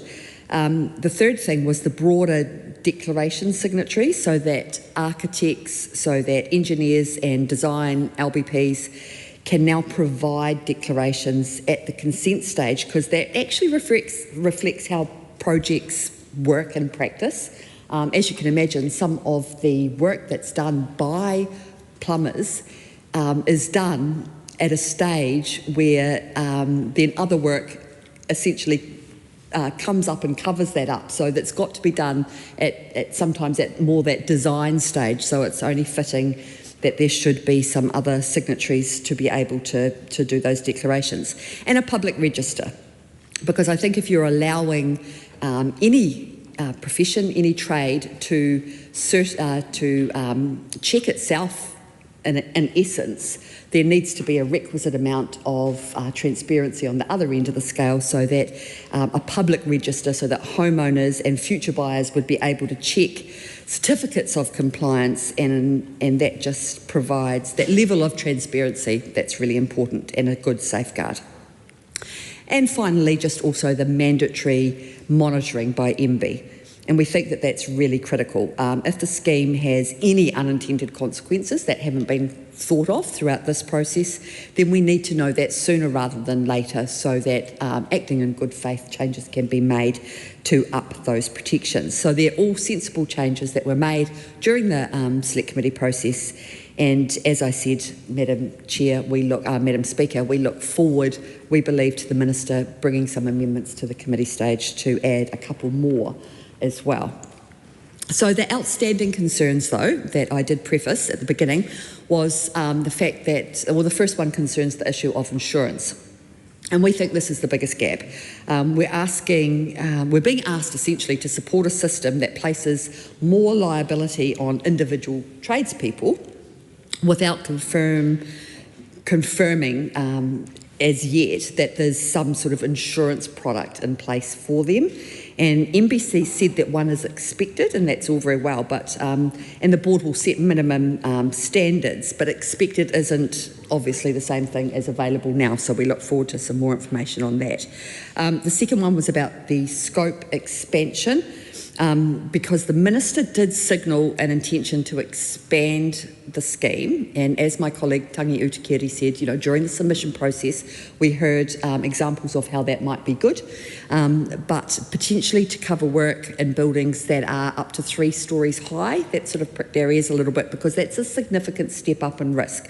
So we're being told that could happen at the Committee of the Whole House stage. We're not a fan of that, so expanding that scope expands consequences, I think, quite obviously, and it must be properly scrutinised, not rushed through at the last minute. It would be remiss of me not to express some sort of disappointment that if that's the order of things, that it should have happened sooner. And the third thing is some consumer protection. So when councils step back from inspection, homeowners lose that layer of protection. So the question becomes, what happens if something does go wrong? What if a practitioner is no longer trading? In the meantime, what if defects only emerge years later? And right now, we don't believe that those pathways are as clear as they need to be. And for the policy that directly affects people's homes, which is, as we can all appreciate, often someone's biggest asset, and that does matter, therefore.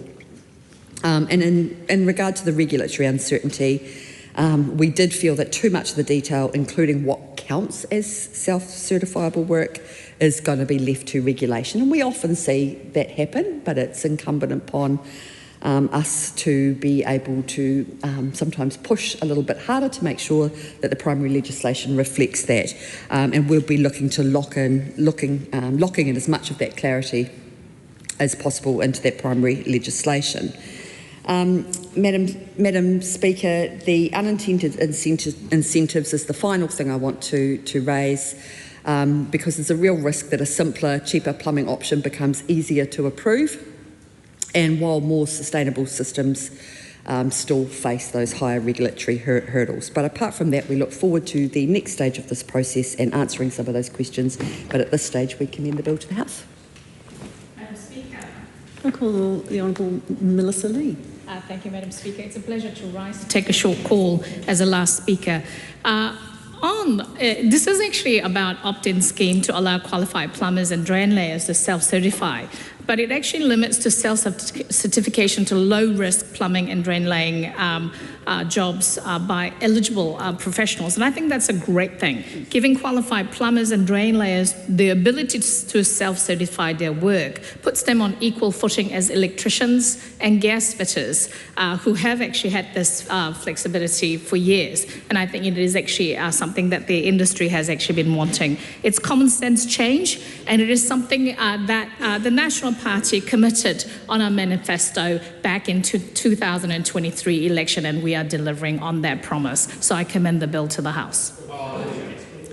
Call Andy Foster. Madam Speaker, it's been an interesting process that we've changed the batting order in terms of which bits of legislation were up, and so that's interesting. But thank you for being able to make some comment as both on behalf of New Zealand First, but also as chair of the Transport and Infrastructure Select Committee. And I first of all just wanted to say thank you to all of the committee members for working through this very, very collaboratively and collegially, as we always do. And I also wanted to thank all the officials who worked very hard on this, but also the submitters. And what was really, really good, we didn't have many submitters, but the submitters that we did have were really good quality. They were really focused, and particularly the two that I wanted to thank were Master Plumbers and the Plumbers, Gas Fitters and Drain Layers Board. And we didn't just hear from them, but we also engaged with them further. And we said to officials, actually, we want you to engage with them further. And I know that the Minister also engaged with them further, and we engaged with the Minister too. So it was a very collaborative process that everybody was trying to make sure we got the best possible result that we could get. We had some suggestions that we should have got more into this report back and maybe less reliance on the Committee of the Whole House. And there's clearly in our report back, you see the expectation, and it's not often that we would do this, but the expectation from the Minister that there will be further changes in the Committee of the Whole. The reason that we got given that, that we went down that path was both advice from the Minister, but also from MB to say actually they don't have the time in the time frame that we had to report back to be able to give justice to that and to get it right in the Select Committee report back, so we're relying on the Committee of the Whole to do some of those things. But we're very clear in our commentary that that is our expectation and that is what we want to see happen. Madam Speaker, we talk a lot in this House about the cost of housing, but just driving down the cost of housing, the value of existing housing, probably will end up being counterproductive, because all it does is to make existing housing more attractive vis-a-vis new housing. So it becomes not worth building new housing because you can't make the margin on it. So the key is to actually make it cheaper to deliver that new housing.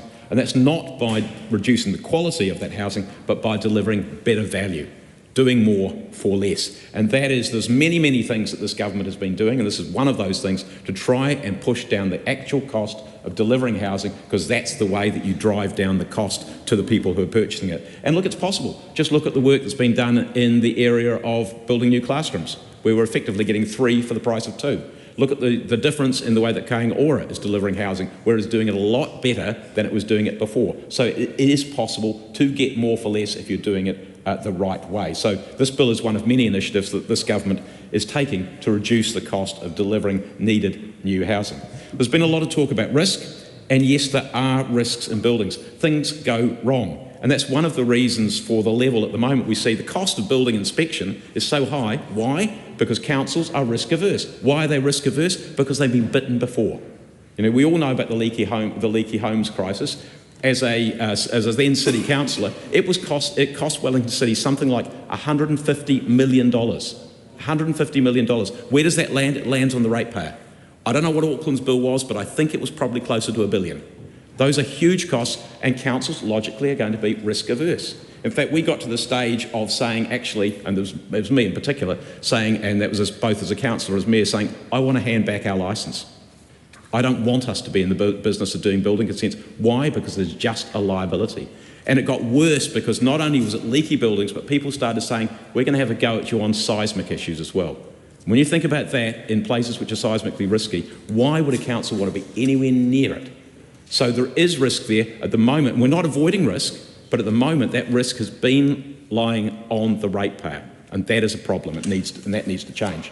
But, Madam Speaker, a house is, for most of us, the most important and valuable asset that most of us will ever own. Most of the things we buy, we've got protections under the Consumer Guarantees Act. You can go and get a repair, you can get a replacement, you can get a refund, whatever it might be. That's really a lot harder with a house. It's very complicated. Often when something goes wrong, it might not turn up for 10, 20, 30, 40, even 40 years. Something might go wrong a long way down the track.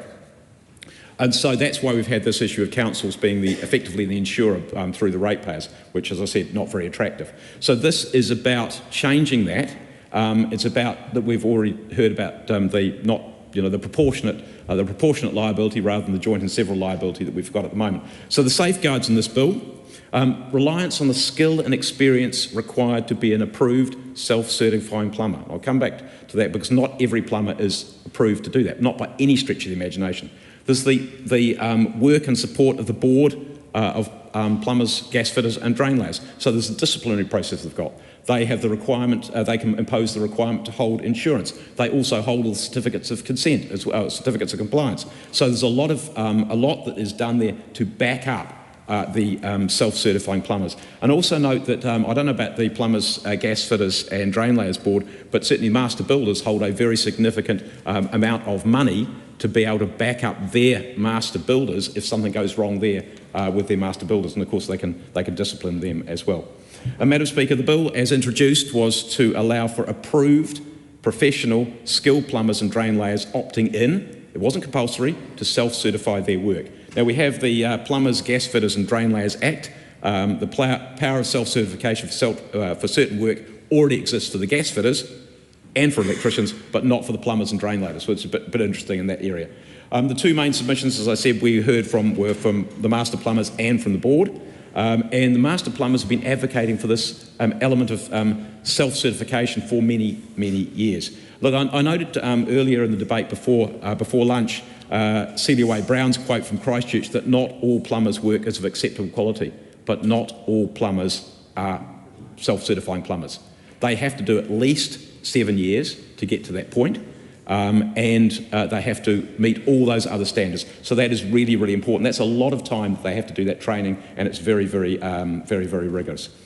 So only plumbers and drain layers who are licensed and in good standing with the Plumbers, Gas Fitters and Drain Layers Board and have done that 7 years plus will be eligible for an endorsement to self-certify. So it's a relatively small number of people, but it's important. The board's going to oversee standards, compliance and enforcement to protect that public health and safety, while the building consent authorities still do the really high risk stuff. So just to wrap up, Madam Speaker, the idea is that these self-certification will be the simple plumbing issues. I've already talked about what whose A would be self-certified. We made a lot of changes as a committee. We expect some further changes as Committee of the Whole. In fact, we want those further changes as Committee of the Whole. I think I will leave it there, but just to say, again, thanks to all the committee for the great work that's been done, but thanks also to Master Plumbers, at the Plumbers, Gas Fitters and Drain Layers Board, and to the Minister for the way he's engaged with us in this. I commend the bill to the House. The question is that the motion be agreed to. Those of that opinion, please say aye. Aye. To the contrary, no. The ayes have it. A party vote is called for. Mr Clark. New Zealand National. 49 votes in favour. New Zealand Labour. 34 votes in favour. Green Party of Aotearoa New Zealand. 15 votes opposed. ACT New Zealand. 11 votes in favour. New Zealand First. 8 votes in favour. Te Pāti Māori. 5 votes opposed. Tāku Te Whereas. 1 vote opposed.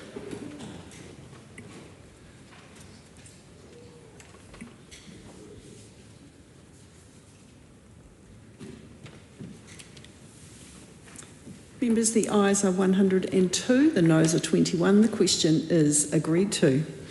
Building and Construction Sector Self-Certification by Plumbers and Drain Layers Amendment Bill, second reading. This bill is set down for committee stage next sitting day. I call on government orders of the day numbers 4 and 5.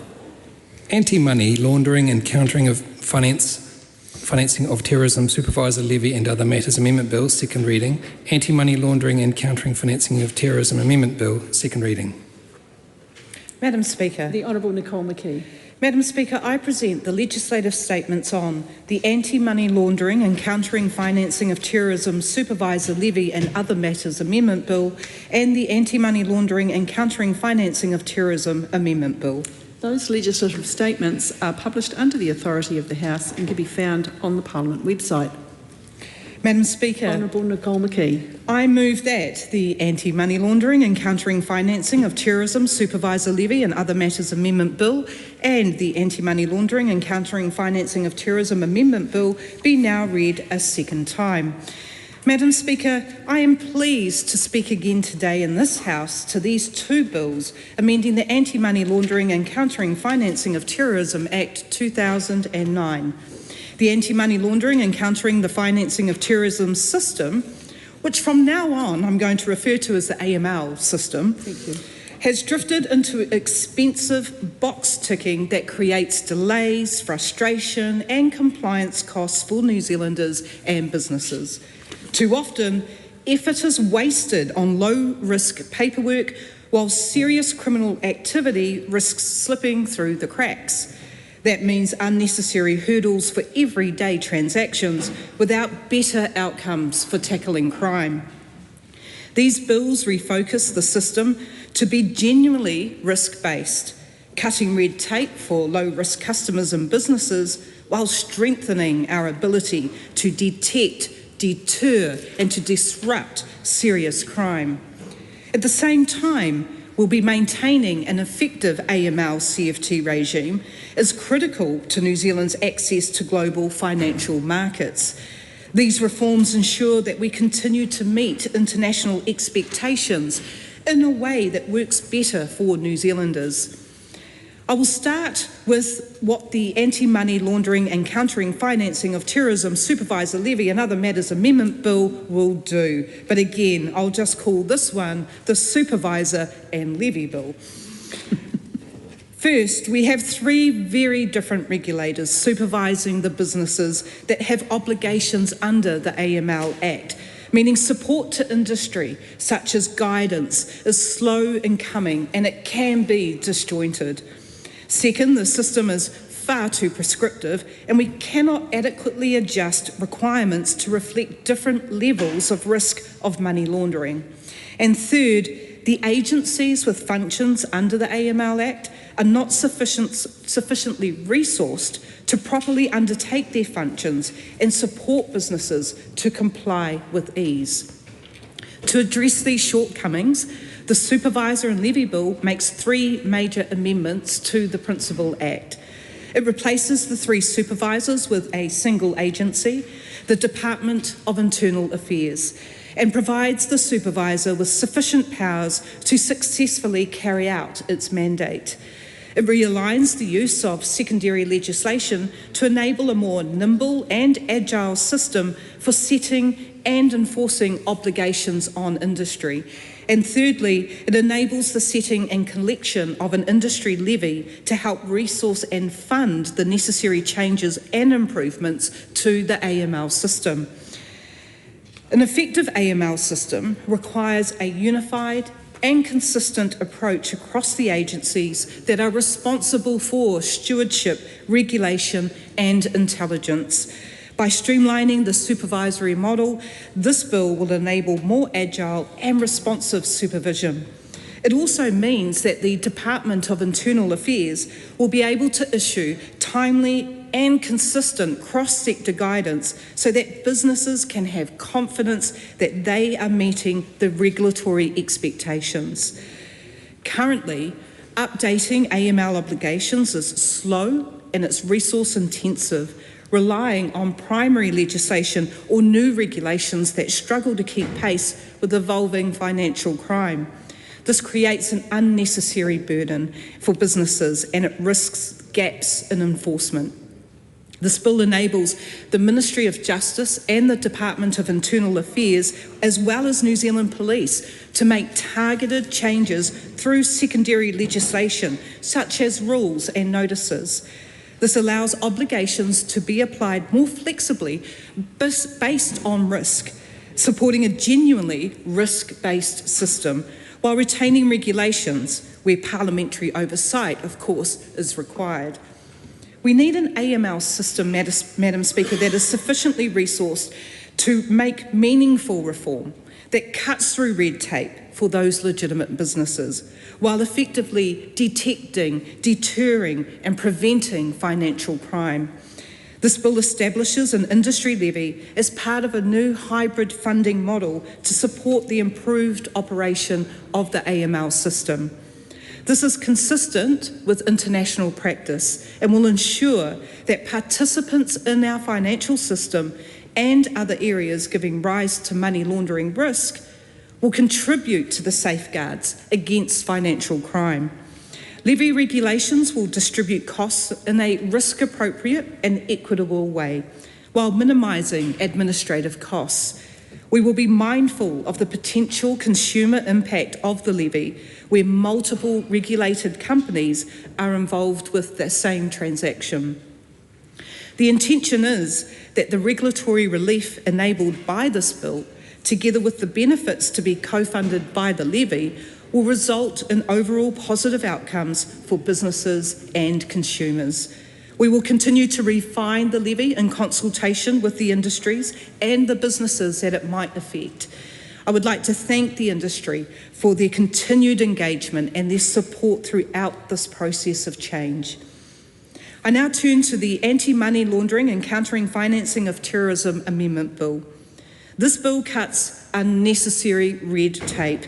It makes the system easier for businesses to navigate and, of course, comply with.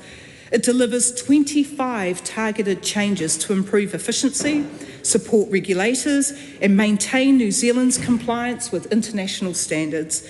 For example, it allows more proportionate due diligence for low-risk trusts rather than applying the same requirements regardless of the risk. It also removes unintended duplication, such as requiring an international border cash report when one has already been completed. It also removes the unintended duplication. More broadly, the bill improves clarity and proportionality across the system by ensuring obligations, including checks for politically exposed persons, are applied based on risk rather than on rigid rules. The Supervisor and Levy Bill was considered by the Economic Development, Science and Innovation Committee, while the AML-CFT Amendment Bill was considered by the Justice Committee. I'd like to thank both committees for their careful and constructive consideration of the bills. And I'd also like to thank those submitters who took the time to share their views. The Economic Development, Science and Innovation Committee made a series of excellent recommendations, primarily relating to retaining the integrity of the enforcement mechanisms in the Act for new secondary powers introduced in the bill. And this is to ensure that regulated parties know where they stand when a rule or a notice is made and that criminal activity absolutely will be prosecuted. Another is standardising the consultation requirements and matters to be considered by regulatory decision makers, providing a clear opportunity for affected parties to input into secondary legislation and understand why decisions have been made. And as well, they'll be ensuring that safeguards are in place when the new supervisory powers are being applied.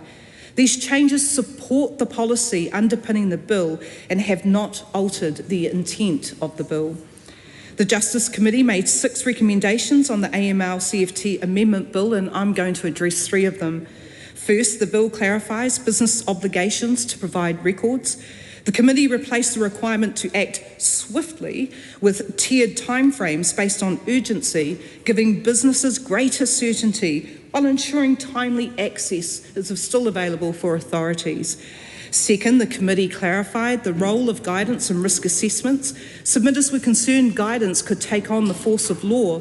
The bill now requires businesses to incorporate risks identified in national and sectorial assessments, making both the status of those assessments and business obligations clear.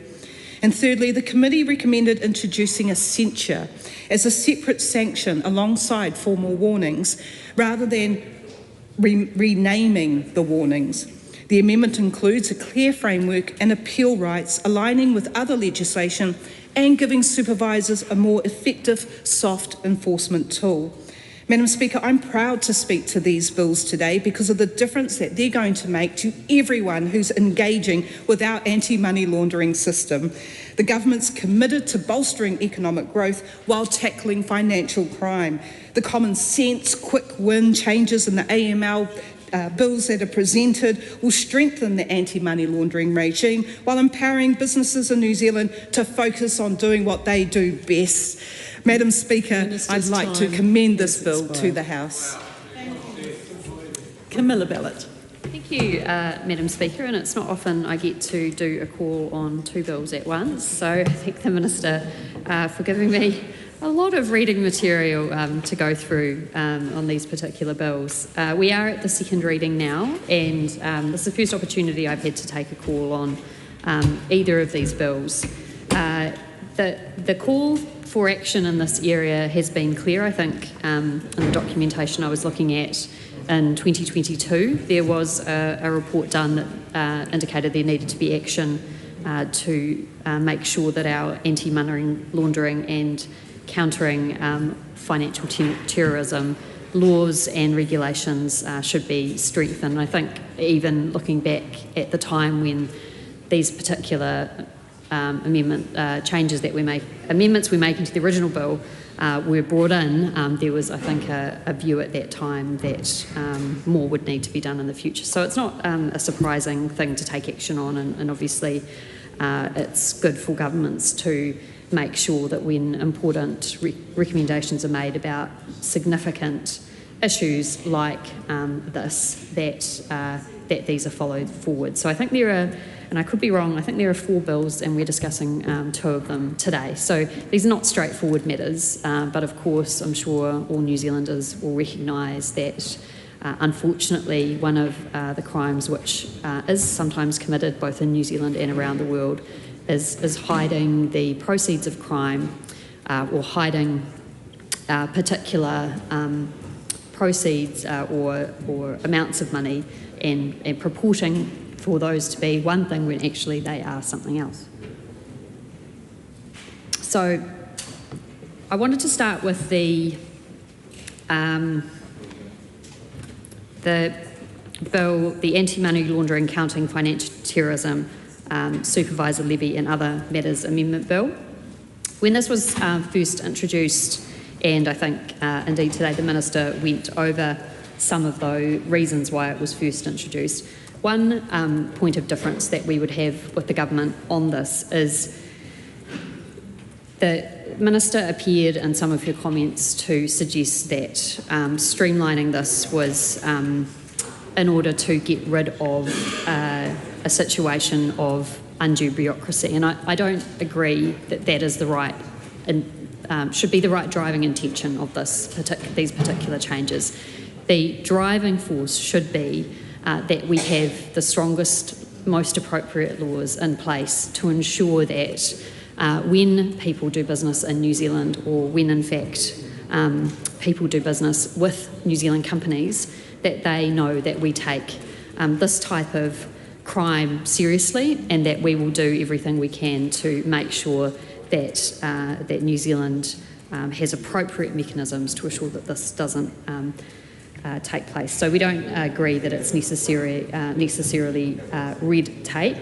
The Select Committee, I wasn't privileged to be on the Select Committee, but the Select Committee in relation to both bills have made some pretty substantive changes since the original bills were introduced.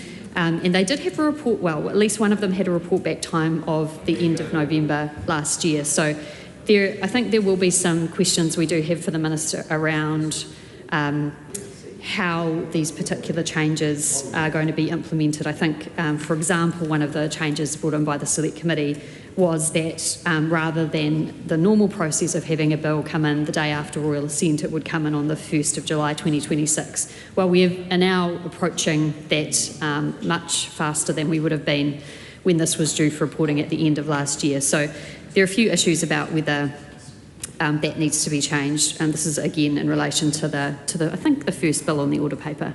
They're quite similarly named, so I can't be exactly certain. But that, anyway, in relation to I think the supervisor levy bill. The other issue that I wanted to raise is something that we have raised in relation to a few different bills, and not just in this area, and certainly not just with this minister, but there are a lot of the substantive provisions in both of these bills that are reliant on regulations and are made to be effective through regulations. And obviously a concern for us as legislators is the fact that we don't have oversight of the regulations before the bills are made law, and so therefore we can't balance whether the system as a whole will be effective. So that is another thing which was reflected on by the Select Committee.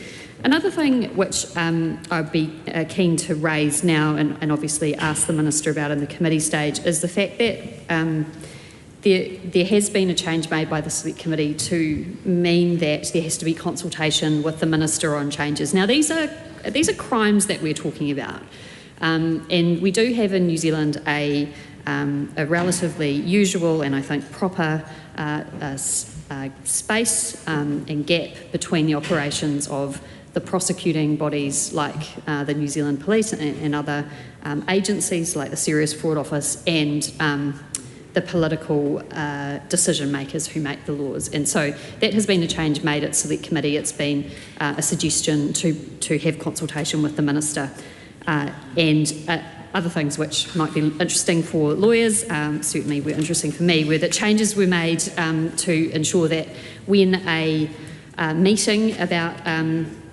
a contravention happens, so under the first bill still, that a lawyer has to be present at that meeting. So quite interested to find out at later stages of this discussion how that works, because having a lawyer present and being informed of your right is not necessarily, won't necessarily get rid of all of the potential risks, in fact. But I think that is a good, I think the Select Committee, if there's any doubt, I haven't been, I wasn't on the Select Committee, but it appears to me that they have made more substantive changes than many other Select Committees do, and so I want to commend them for that.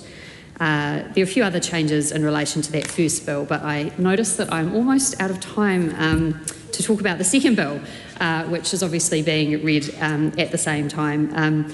This has some rather substantive changes since the first reading, and one of the things that might be interesting for the politicians in the House to note is that there was a change from politically exposed person and that definition, which appeared in the first draft of the Anti-Money Laundering and Countering Finance of Terrorism Amendment Bill, which is the second bill, to discuss. And so that's been, the language of that has been changed, was raised as a concern with submitters, so I do commend the committee for doing that, and I'm interested to hear in due course from the Minister on how that will affect that. Another aspect of this bill, similar to the last bill, is the fact that there will be other regulations that will be put in place that will not be subject to Select Committee review, and that's specifically in relation to the risk assessment. So that is significant, and obviously we hope that the provisions that are put in place can be reviewed at some stage, so we can make sure that those are appropriate too. So kind of overall, Madam Speaker, I don't think many New Zealanders would disagree with the purpose of these pieces of legislation. These are serious matters. I recall in my training as a lawyer, when I qualified in the United Kingdom, that one of our main areas that we had to study was to make sure that we were able to effectively identify money laundering, so that was a compulsory aspect of it. The fact that we are taking this so seriously and have in fact 4 pieces of legislation to address these concerns shows how complex this can be. These are not victimless crimes. You'll see in some of the information about how money laundering has been exploited in New Zealand, that some people have used their children or children's identities in order to money launder. Now that is a despicable crime, not only for the dishonesty associated with the money laundering, but also of the association of people who have no agency and the potential impacts for that in later life too. So this is serious. The committee has done a good job at making some substantive changes to both bills. It's interesting to see them set out here beside one another, and obviously we will look at the other pieces of legislation as well. But we do encourage the government to make sure that the focus is on having a robust regime in relation to money laundering and making sure that people can have confidence in New Zealand, whether they are doing business here or whether they are an overseas company doing business with New Zealand abroad. So I commend these bills to the House. Madam Speaker. I'll just put the question. The question is that the motion be agreed to. Lawrence Sunan. Thank you, Madam Speaker. I rise on behalf of the Green Party to speak on two bills, the associated bills that we're reading now for a second time. Now, just in terms of context, what we have with Anti-Money Laundering and Countering Financing of Terrorism Amendment Bill and Anti-Money Laundering Countering Financing of Terrorism Supervisor Levy and Other Matters Amendment Bill. So both bill in terms of first reading was a little while ago. I think in the first one in particular, the Anti-Money Laundering and Countering Financing of Terrorism, which I will now shorten to AML-CFT. And well, I could expand it and just continue to take up more time. Anyway, just to say that the first AML-CFT bill was introduced at the end of 2024, and it did go through the Justice Select Committee at that time. But then afterwards, we saw the first reading sort of mid last year, at some point last year, on the AML-CFT Supervisor Levy and Other Matters Amendment Bill. But it's also interesting to note that while the two bills covered the same sort of recommendations and findings from the Financial Task Force, they did go to separate committees. Now, at that stage, we raised the concern, particularly when the second bill was read, the second AML-CFT Supervisor Levy and Other Matters Amendment Bill, which went to the Economic Development, Science and Innovation Committee, on why that went to that committee when the first one, which did have a few questions and concerns as well, went to the Justice Committee. And I think at that stage, the rationale that we were given is, and I think, upon attending the relevant select committee and select committee process for both of them, it does make a lot of sense when it comes to the first AML-CFT bill in justice being more relevant to around the legality aspect, the definitions around the regulatory system, but also the use of censure and etc. That was appropriate to be heard from the Justice Committee members, particularly those with a skill in those. But it is unfortunate that once we got to the second bill, which went to Economic Development, Science and Innovation, it was hard for members from, which could, of course, sub in from one committee to another, but as for those who may not be aware from the public perspective, both committees sit on the same day. So occasionally it was hard for the same members to sub in and out to join both committees, particularly when the second one, the AML-CFT, heard in EDSI, in the Economic Development, Science and Innovation. It was just by chance I was able to sub in on some of those and be able to hear from both submitters but officials on both bills, which forms as part of a broader package of AML-CFT reform. So that's kind of the broader context. I'm going to start first with the Anti-Money Laundering and Countering Financing of Terrorism Amendment Bill, which went through Justice Committee, and I'll move on to the second one. And like I said, both of them come as a broader package from the Financial Action Task Force recommendation and the review that they've done on AML-CFT. With that particular one, there are kind of two particular areas that is important to note, and I think I want to express the difference between how the bill was introduced and in the first reading with what we're seeing now after select committee stage and in the second reading, and in terms of some of the changes that we adapted as a result of what we've done in the select committee, and both from advice by the officials but also by submitters. And I want to thank all submitters on both bills. So for the AML-CFT bill, we had 21 submitters on that, and the two broader area was around the definition of politically exposed person. And I think in specifically when we're looking at the term that was used, which was risk management system, as submitters mentioned rightfully that this particular term doesn't appear anywhere else in the legislation, and by introducing this term, it might have the counterproductive effect of making it more streamlined and making it more clear in terms of the requirement from reporting entities. So as part of that process, we have decided to remove that particular term of risk management system and retain the existing section 26.1 in the system, which talks about in accordance with the level of risk involved. I think that is an important consistency change that we make to the bill to ensure that it is fit for purpose.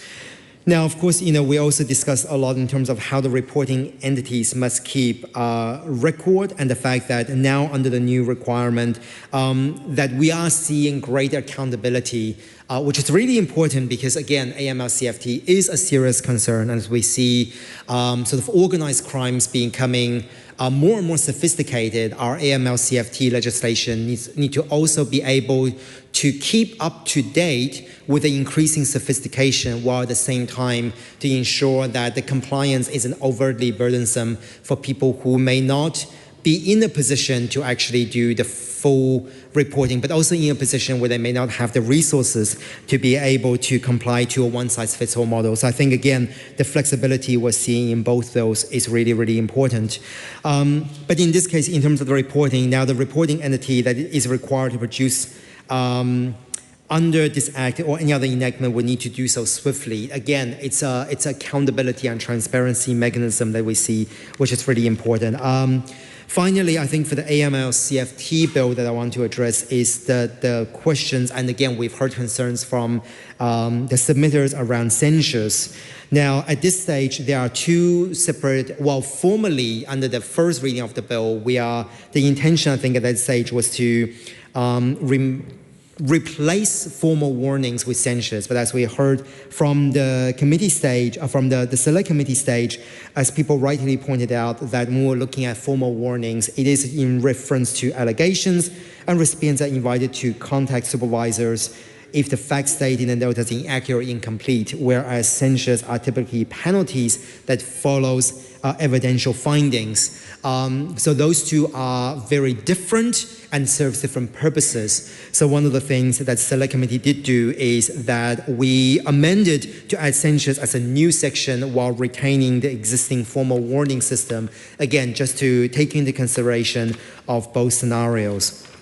So that's mainly the Anti-Money Laundering and Countering Financing of Terrorism Amendment Bill. And now I'm going to move on to Anti-Money Laundering and Countering Finance of Terrorism Supervisor Levy and Other Matters Amendment Bill. And I think one of the big issues one of the big changes which we haven't, as Select Committee, we didn't really have to make any changes to because submitters nor officials had any particular concern with this area, is the changes in terms of reporting for the supervisors and how the supervisors, the requirements around the supervisors. I think what is important to mention as part of the Select Committee process and questions that were raised, and I think this is going to be something that, for example, the Regulations Review Committee will continue monitoring, is that the biggest aspect of this particular bill, which is more to do with the financing aspect of it, which is why it went to economic development, science and innovation, is that it provides for regulations and code of practice to be made in the AFL-CFT system, which then extend that range of secondary legislation, which for some, of course, as part of a primary legislation, understandably, submitters has concerns around certainty and around requirements because secondary legislations are not done as part of the introduction of a bill, but it's done much later on. So it is important then to ensure that when the agencies are and I believe in this case, I might be wrong, but I believe it's Department of Internal Affairs, when they are putting together the regulations and the code of practices to ensure that a fulsome consultation is done with the relevant stakeholders to make sure that they are fit for purpose and they're appropriate. And of course, as we know that with the Regulations Review Committee here in Parliament, that the Regulations Review Committee will also be reviewing and will be keeping an eye on some of the secondary legislation.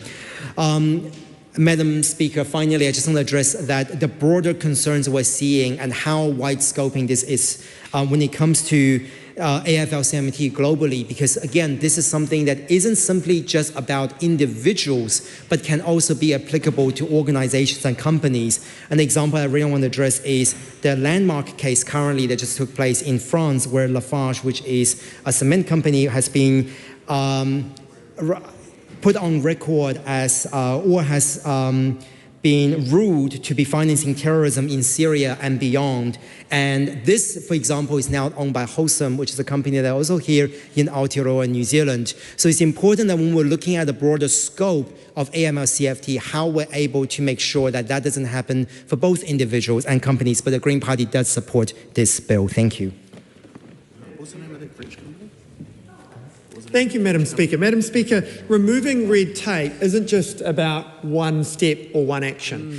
It's about layers and layers of removal of unnecessary compliance, things that cost New Zealand businesses every day. Madam Speaker, this bill is another step in removing unnecessary red tape. It's about making it easier to do business, reducing compliance costs and improving our regulatory systems. Madam Speaker, as part of getting this country back on track, I commend this bill to the House. Well done. The Honourable Casey Costello.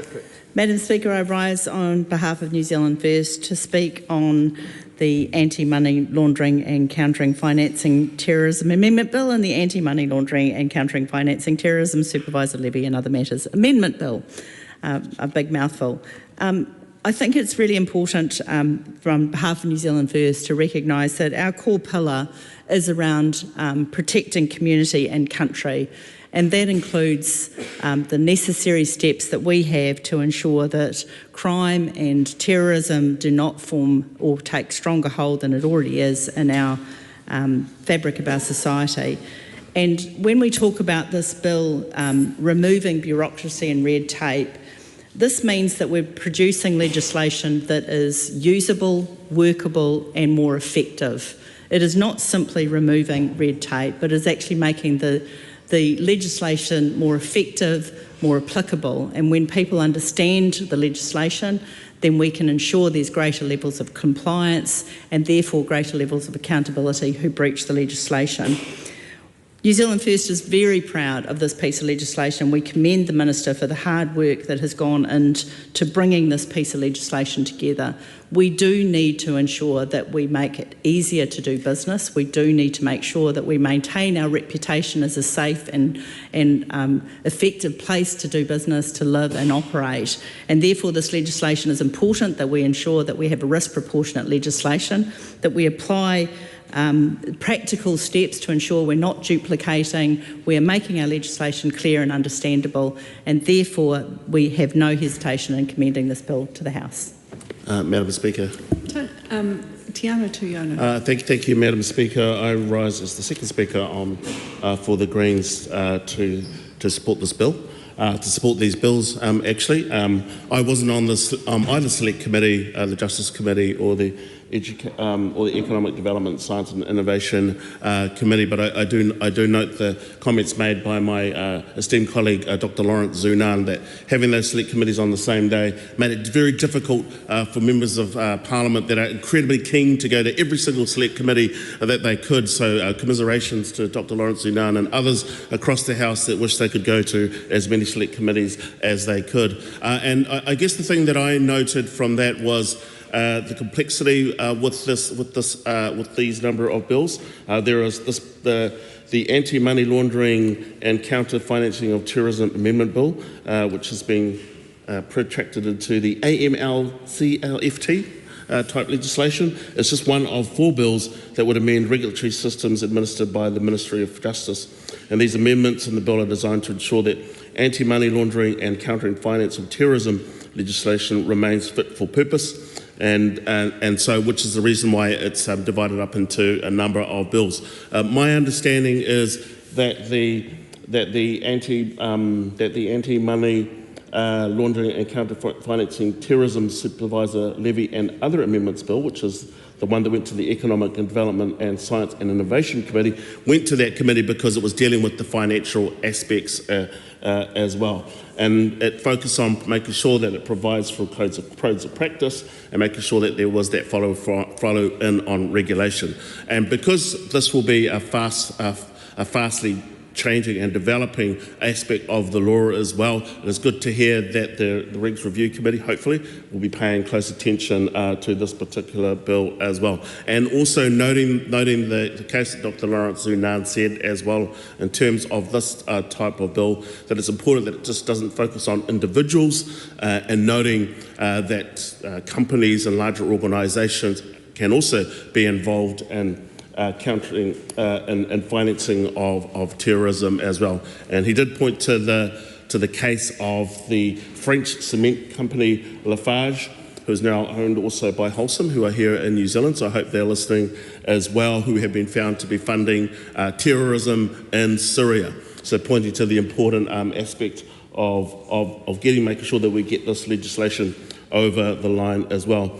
The other bill that we are discussing today as well is the Anti-Money Laundering and Counter-Financing of Terrorism Amendment Bill, which is because I wasn't on the Select Committee, it's kind of assumed that it was an overarching bill, but I've been told that it wasn't, that it's actually part and parcel with the 4 bills. That one went to the Justice Committee because it was dealing with issues where there are experts on that committee who deal with these issues day to day. And one of the things that they dealt with was what it means to be a politically exposed person. There are very many politically exposed persons in this in this Parliament, but I guess within the context of this legislation, it has a very, very specific meaning. And one of the discussions they had was around a risk management system, and the point that I took was that actually this was the first time that this term had actually appeared in the legislation, and that would cause issues. So the committee, my understanding is, decided to change that and to take that away. I think that is a common sense thing to do to make sure that it is streamlined. So, Madam Speaker, it is important to make sure that these bills do get given due consideration. I do want to commend members across the House for working diligently on this. It does seem incredibly complicated and complex, and I'm just picking this stuff up today. But these are fast-moving times.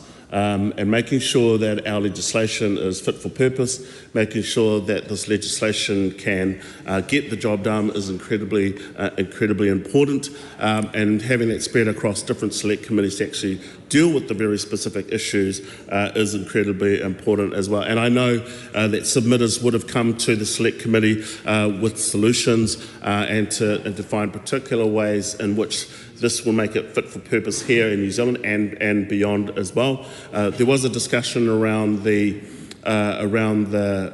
commencement date, and I note that as well, that it was different in terms of the context of this bill as opposed to what it was usually as we expect within other bills, Madam Speaker. So, Madam Speaker, the Greens will be supporting both of these bills. Thank you.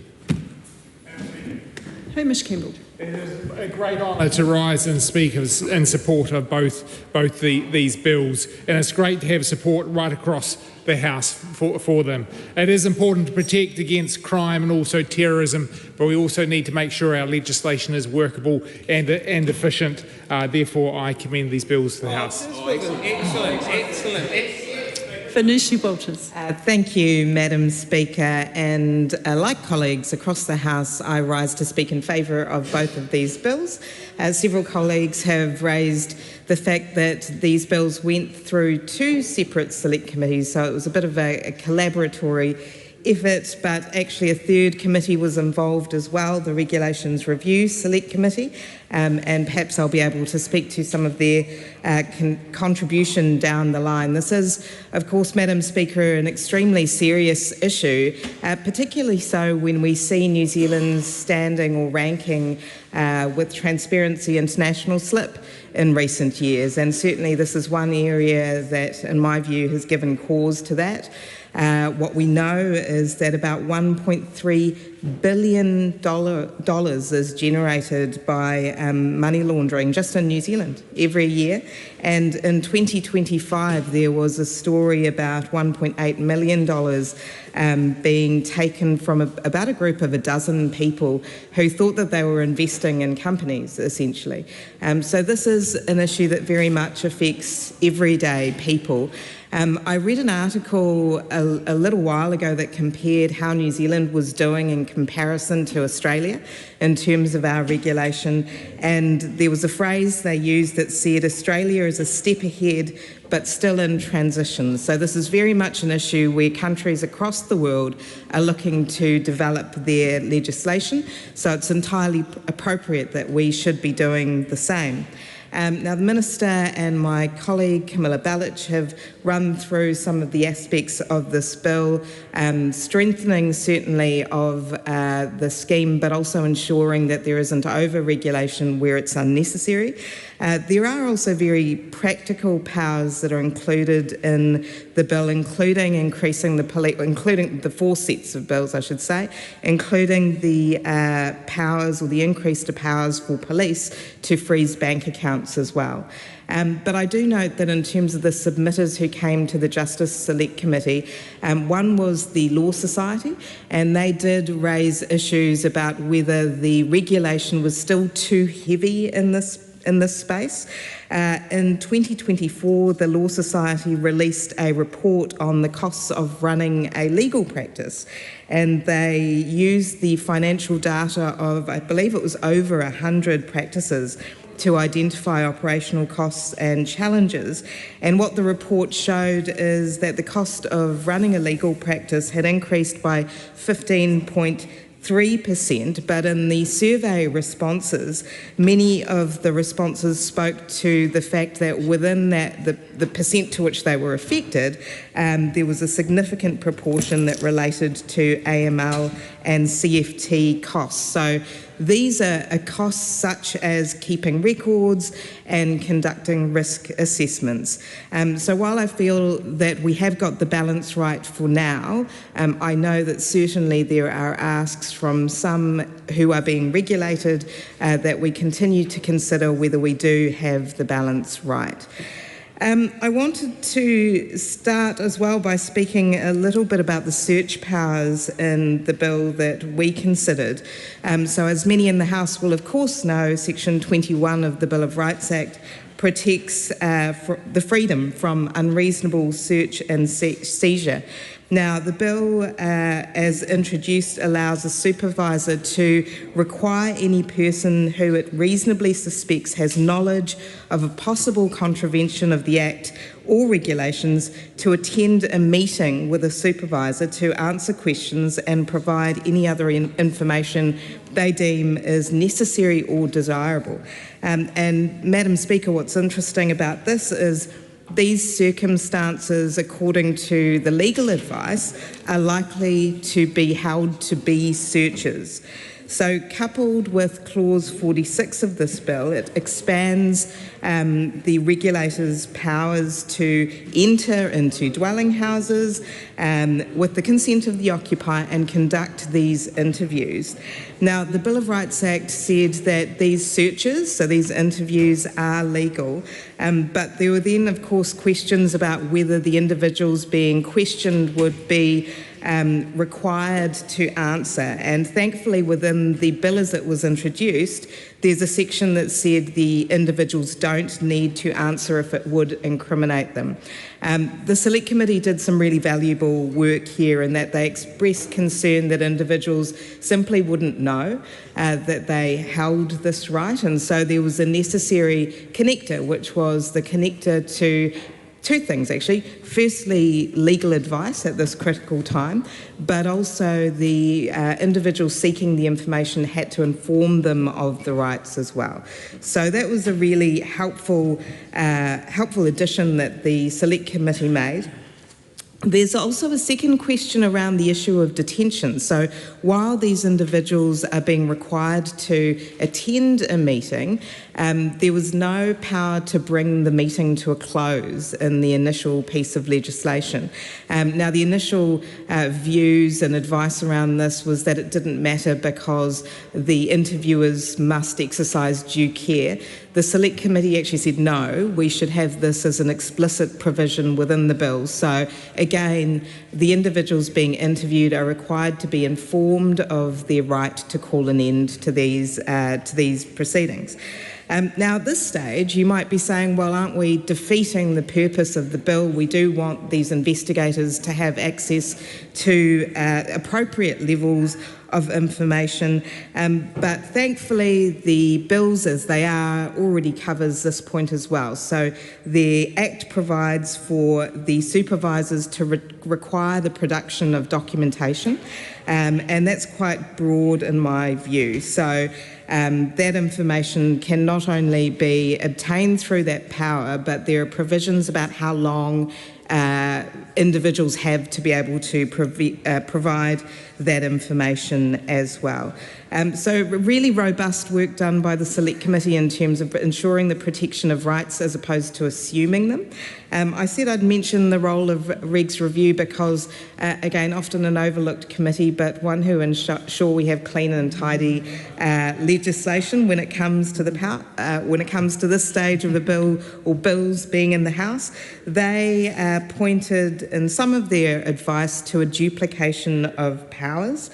So this was a power to make exemptions to levy requirements, a very, very important part of the legislation, and I'm getting some nods from government members who agree with, I'm sure who not only agree with this, but agree with the important role of the Regs Review Select Committee, and their proposal was that you didn't need both powers. So the two powers, one had some restrictions around when an exemption could be granted, the other one was quite broad, and the committee's recommendation was to include the power with more restrictions, which is really in line with best practice in terms of legislative drafting. So a very important role from Regs Review, and I can't bring my contribution to a close without also mentioning one important thing that EDSI, so the other Select Committee, recommended as well. This is a clarification rather than anything else which relates to Official Information Act requests. So there was a clause within the initial bill that went to that Select Committee that said all information that relates solely or principally to the functioning and that is held by the FMA or the RBNZ is transferred to and held by the DIA. They pointed out that actually that was quite confusing about who would hold the obligation to provide the information if an OIA request was sought. In my limited time, I won't read out the language they proposed, nonetheless, to say that I think that it was extremely helpful. In my final minute, Madam Speaker, I would just like to make one point about the funding of mechanisms to appropriately oversee fraud, and serious fraud in particular. And I would encourage the government to not only ensure that we have a legislative framework that is fit for purpose and that has the mechanisms to monitor compliance with that framework, but that we also have the court systems to be able to prosecute at a level we should.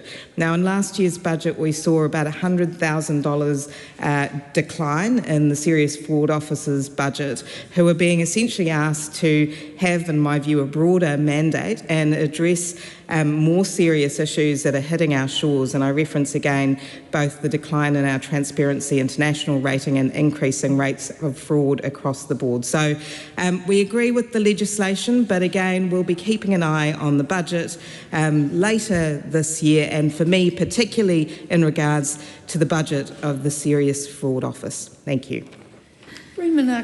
Madam Speaker, it's a pleasure to rise in support of the combining and coming together of these two different but fundamentally the same in importance bills. And like the coming together of these two bills, it's lovely hearing the coming together of the commendation around the House of them from all the different parties. I commend these bills to the House. Dan Rosewarne. Madam Speaker, This is a split call. It's a pleasure to rise and take a call on these two bills. I wasn't there for the submission process, but I've really much enjoyed just hearing the contributions in the House today. Protecting the integrity of New Zealand's financial system and ensuring that it cannot be exploited by organised crime or those financing terrorism is absolutely crucial. But let's be clear, any anti-money laundering is not red tape, as some have indicated. They're a frontline defence. They protect our communities from very real harm caused by organised crime, particularly in a country that continues to grapple with the devastating impacts of methamphetamine and a huge amount of financial scams. We support the steps it takes to strengthen enforcement, close loopholes and improve the overall effectiveness of the AML CFT regime. For example, we support banning those crypto ATMs that we see cropping up around the country. These machines were cash, well, they'll convert cash into cryptocurrency, and they've become a clear vulnerability in the financial system. Very hard to track the movements within that system. The Banking Ombudsman recently warned of significant scam risks, with people being directed to deposit large sums of cash into these machines. And we've even seen them appearing around Christchurch. In my research leading up to speaking on this bill, there was around about 30 in Christchurch alone. And they were cropping up around the country, up to around about 200. So closing the loophole is the right thing to do.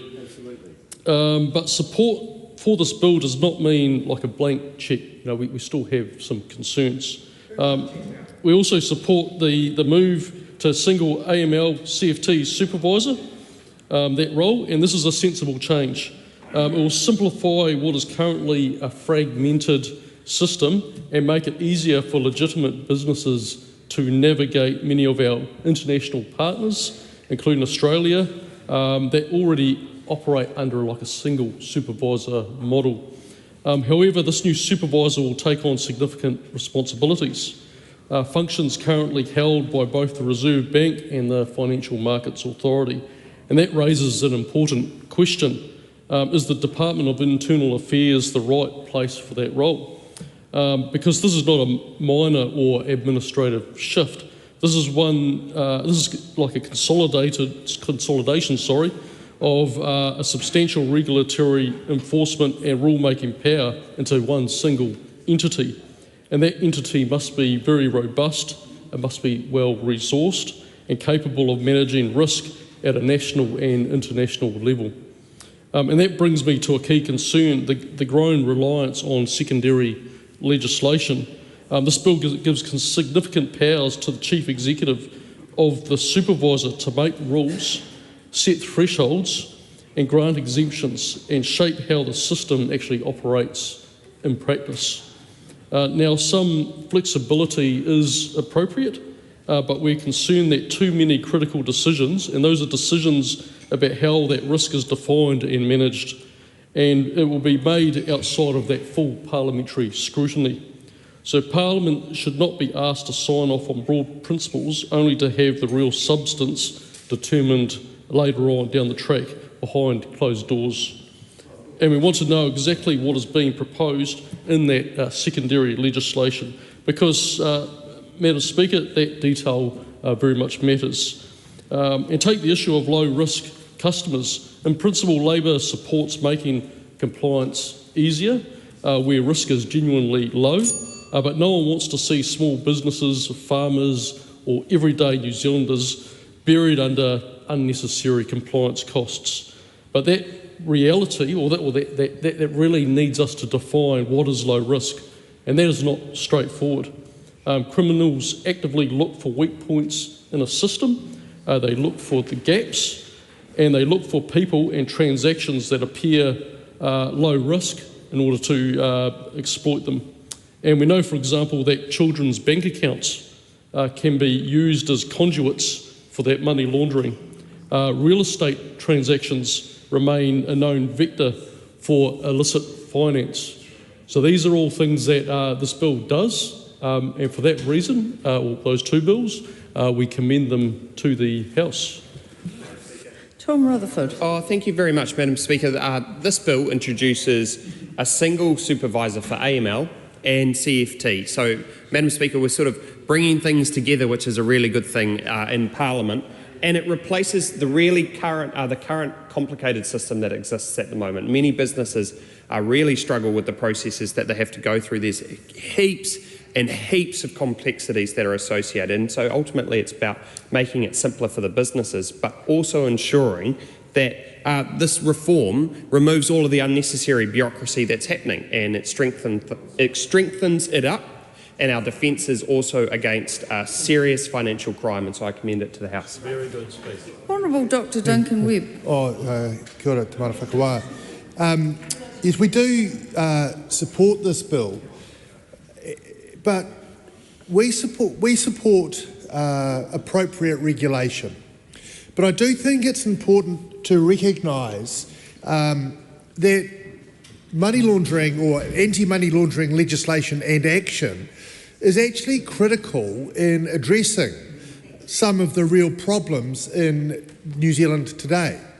And we do know that the gangs, have cash businesses and they desperately need to launder their money. And we do know that methamphetamine use has gone up in New Zealand over the past few years astronomically, and a cash business like that desperately needs ways to launder money. And I just want to express some caution around the narrative that we're hearing across a number of agencies and regulatory spheres when we talk about risk-based regulation. Now, on its surface, that's pretty anodyne kind of comment, but what we've got to be really careful about is that isn't seen as shorthand for deregulation or less regulation or lower or looser regulation. What it needs to be is effective regulation, and I think we can all agree that that is entirely appropriate. But there is a danger that we search out situations which the participants say are low risk. And my colleague Dan Rosewater identified one. And in many cases, the problem is in many cases they are low risk. Children's bank accounts. Now, of course, we don't want children to have to, have full know your customer regulations when they've got, their $2 a week going into their bank account. But if you know that nobody looks at children's bank accounts, then those naturally become a target because it is the weakest link. And the same goes for routine conveyancing transactions, which is another so-called low-risk transaction. And of the thousands that happen every week, they are almost all fine. But if we have a regime where nobody looks, there is no reporting requirement for routine conveyancing transactions, then routine conveyancing transactions will be where the money goes. So we've got to be really cautious that we don't see the system as static, to say, oh, nobody launders money that way, so we don't need to look there. Because as soon as you stop looking there, money will start being laundered there. So risk-based, this whole premise of this bill, of these two bills, is risk-based regulation. And look, we agree in principle with the idea that you don't regulate where there is no risk, but be cautious that you don't look at something like children's bank accounts, conveyancing transactions, or real estate agents' trust accounts and say, nothing ever goes wrong there, so nothing ever will. So that's the first thing that I would say. And along with that, the idea that money laundering regulation is red tape. It's not. It's actually, it's actually one of the most effective and important tools to address organised crime. And I think we need to recognise that what we should see this as doing, and I think it does in part, is sharpening the tools rather than blunting them. So shouldn't be making it less effective, it should be making it more effective. The other thing I want to talk about just briefly is the levy framework. Now, we can see some justification that entities that process large amounts of money should generally pay the costs of administering what goes on there. But linked to what I just said is that this is actually a law enforcement function. What's going on here is the prevention and detection of criminal activity. And in a sense, this has been outsourced to industry in the sense that if a bank gets a suspicious transaction, they are expected to detect and report that. It's their job to do it, not the police's job, not the FMA's job. They're part of the enforcement network. Now, that's good and fine. There's nothing wrong with that. But then to say that they also have to pay the costs of the people who receive their reports and follow up on them, I think there's a balance to be struck. And so, look, I'm not a huge one for letting banks off the hook or even lawyers, but this is nevertheless a situation where we've got to be a little bit cautious about what we levy for. Because if we're levying generally and other charges is generally about a private good, but the good of appropriate money laundering regulation is a good that is borne equally by society, because it means that there's going to be less money laundering that goes on and it weakens criminal networks. So I think we've got to think really carefully about that, about whether we should, just because someone is doing that activity, they should be paying for the administration of it in the Department of Internal Affairs. And of course, that's the other major restructure that this does. And again, we agree that consolidation of the functions is appropriate, but we do hope that this government will resource the Department of Internal Affairs appropriately, because the functions, they're not merely administrative. It's not just a matter of, looking through a few spreadsheets and seeing where the money came from. Anti-money laundering and financing of terrorism in particular is a complex investigative and forensic task. So the people in the FMA who were doing that were, expert investigators. And it's really important that that expertise exists in the Department of Internal Affairs, and that culture of robust and fair and procedurally sound investigation is carried across into the department. And similarly, the work that the Reserve Bank was doing in administering, and if I recall rightly, they would administer the suspicious transaction reports.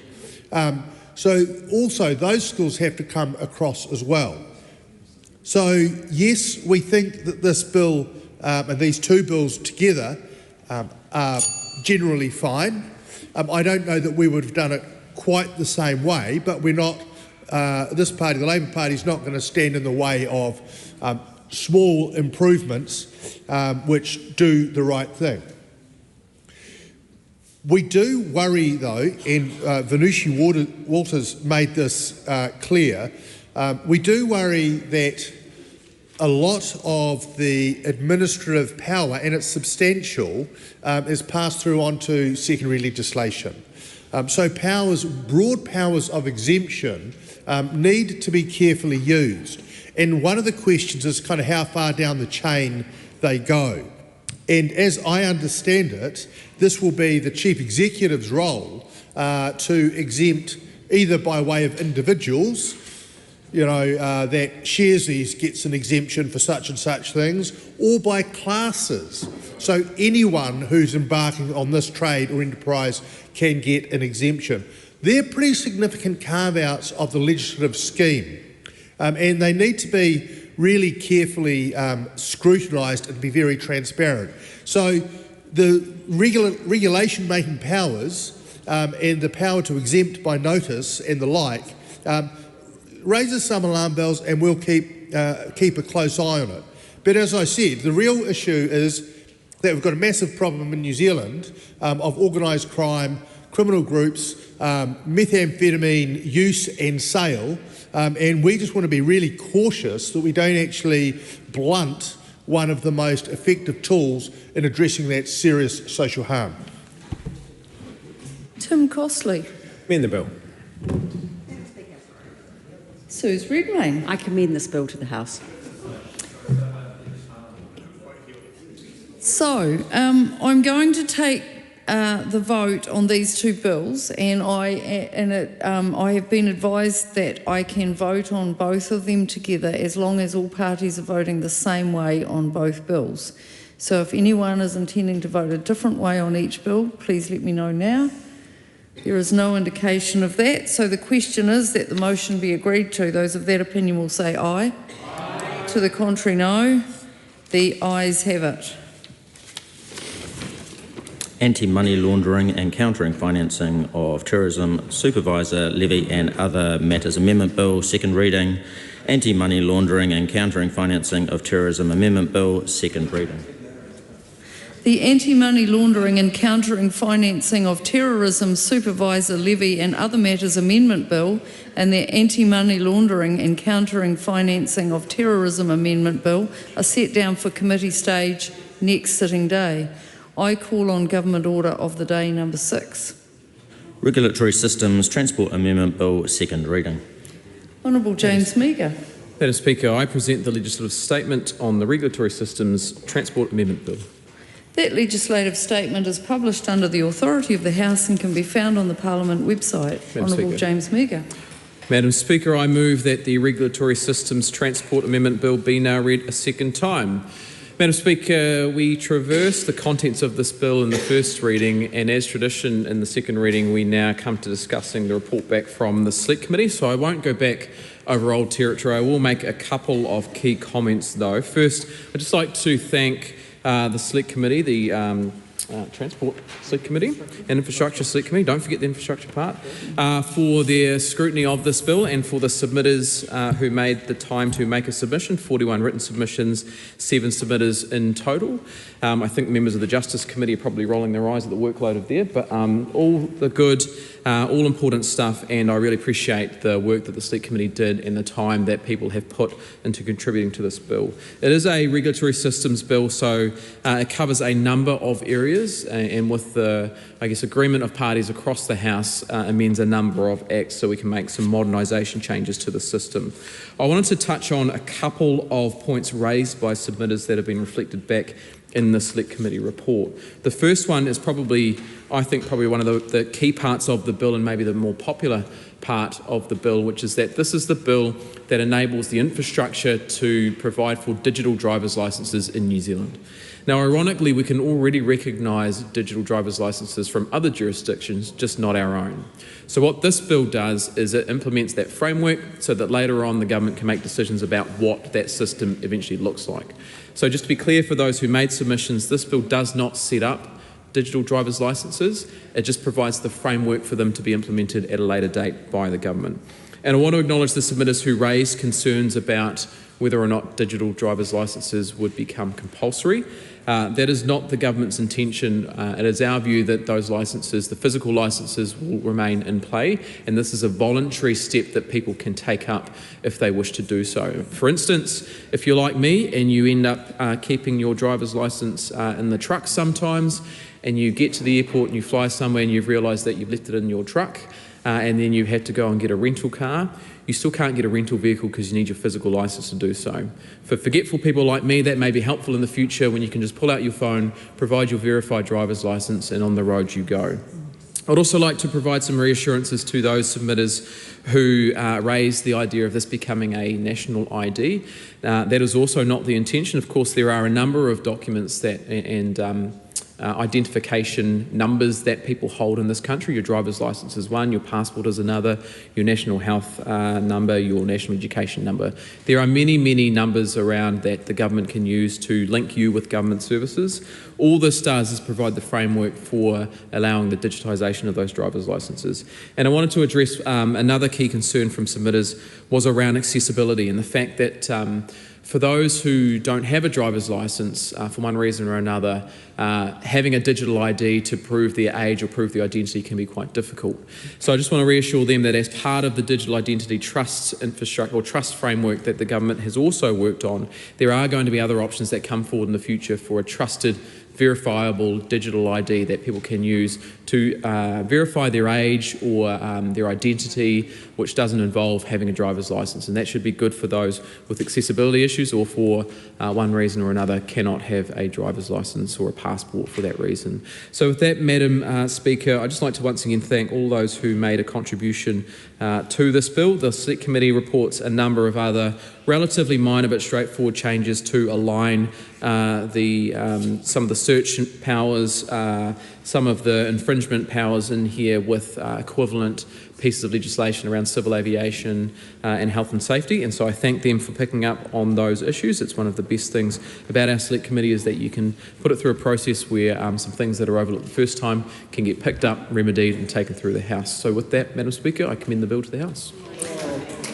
Question is that the motion be agreed to. Dr Tracy McClellan. Thank you, Madam Speaker, and thank you for the opportunity to also say a few words at the second reading of the Regulatory Systems Transport Amendment Bill. Labor's going to support this bill at the second reading stage because it's pretty practical. It's a system-wide tidy-up, and that's probably all it can be described as. I note the Minister's comments and note that it was a relatively short speech because it's a relatively simple, straightforward bill that tidies up things and improves how transport regulation works day to day. It's not without some controversy, and there were obviously some people that were concerned, as happens when some things become digitised. It can raise the heckles of a few people that want to be very well assured that it doesn't overreach and doesn't impact them in a negative way, and we can work our way through those points as we go on. So it's not transformational. It certainly doesn't fix issues without addressing, it fixes issues, but it certainly doesn't address those bigger challenges in our transport system. But what the bill does do is it is understood essentially as a piece of modernisation work and a clean-up across land, maritime and aviation and actually even rail. So it brings the system into the digital age, which is a good thing, and as the Minister has just noted, a couple of really practical advantages of having that digital driver's licence. For example, when trying to rent a car and not having your physical licence on you. And it's also important to note, I think, as many of the submitters were potentially a little bit concerned about, that it's not compulsory. And that seemed to give assurance to some people that were concerned about that was the direction. So it enables the digital driver's licence and electronic display of documents like warrant of fitness and certificates of loading. It allows infringement notices to also be issued electronically, and it updates basic systems so that regulators can communicate using email and mobile contact details, and that's not without risk. We've certainly seen that in other bills that have come through this House. I remember in particular hearing quite a lot of evidence and information when I was on the Justice Committee about electronic infringement notices, and when you dig beneath the surface, it's certainly not as easy as it sounds. At the onset of that conversation. So, this isn't without complication, but as I said, it's a very simple updating bill. And this makes making compliance simpler and the system hopefully more responsive, which is the aim.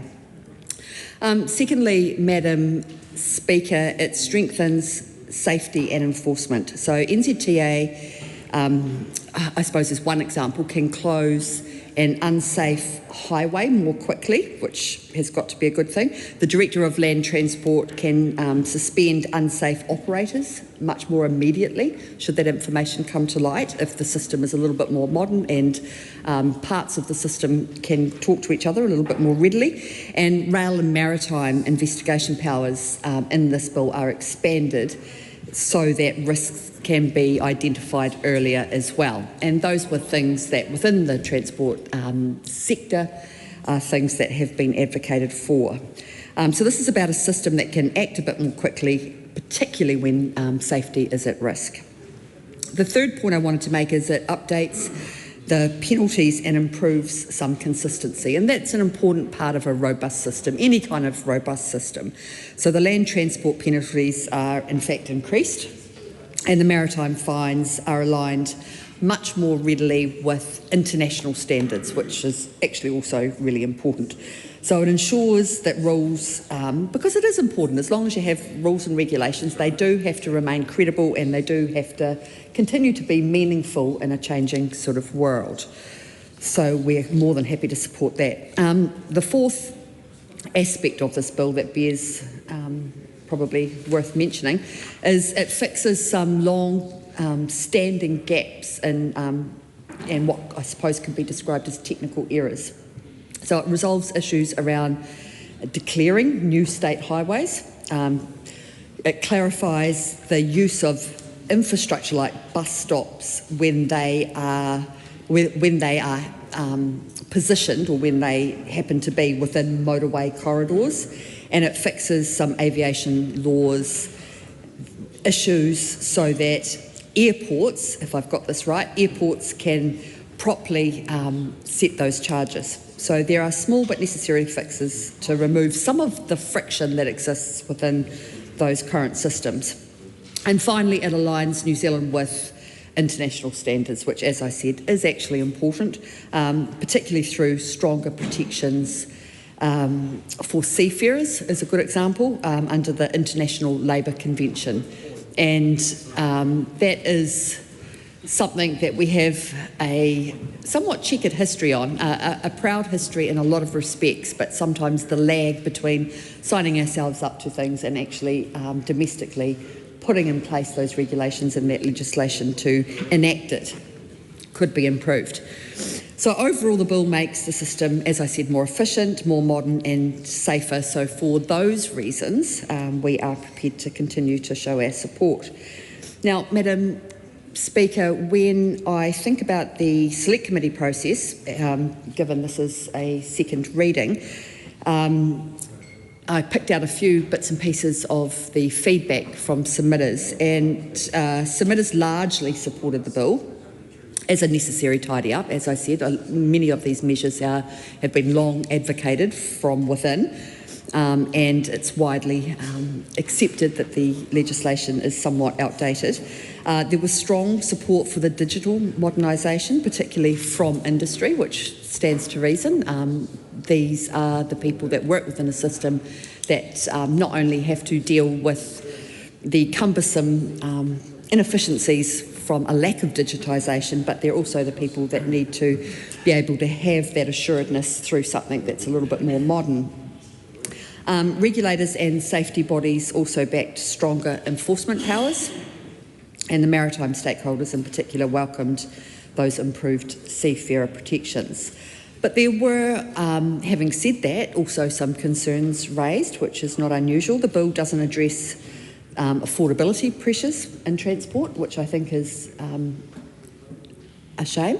There are plenty of other things that this bill could have traversed to have gone in that direction. Submitters emphasised the need for accountability alongside stronger enforcement powers, which is also something to be mindful of, and there were concerns about digital inclusion, particularly for rural and for older New Zealanders, which is an issue that traverses or is relevant across a wide range of sectors, but this one in particular is a really salient example, particularly when we're talking about driver's licences, of people that, whilst they might not practically end up feeling disadvantaged, but the perception of feeling as if something is happening at a pace or without the requisite knowledge.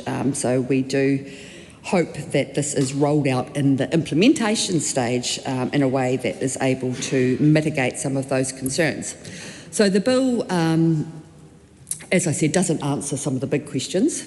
It certainly doesn't, in and itself, reduce emissions. It certainly doesn't do anything or go any way towards easing congestion, and it doesn't do anything or recommend anything or anything in the process to with aims to improving public transport or more accessible or more affordable forms of public transport.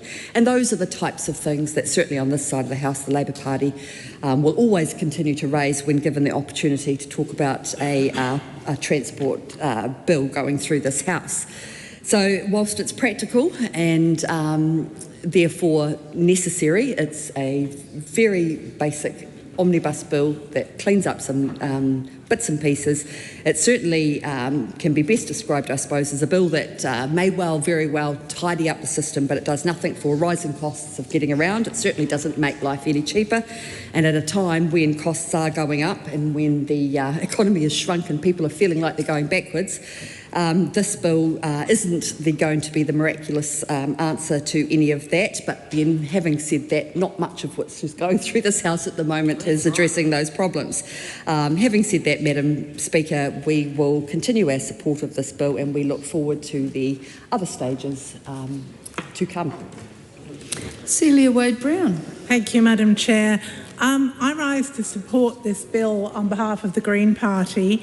My colleague, the Honourable Julianne Genter, was part of the Transport and Infrastructure Committee for the submissions, but I have looked at those and have participated in the report and would like to thank the Chair, the submitters, my colleagues, and of course the committee staff who do such a good job of scheduling and communicating with submitters in general. It's remarkable that a transport bill that actually covers air, sea, land transport, both road and rail, is agreed, I hope, by all of the parties in the House, thanks partly to our chair, but inevitably that means it is a tidying act, not a transformative act. And I think we just have to accept that regulatory systems bills are tidying acts rather than the transformation we really need in transport and a number of other areas. I've got a few notes here from some aspects of the bill.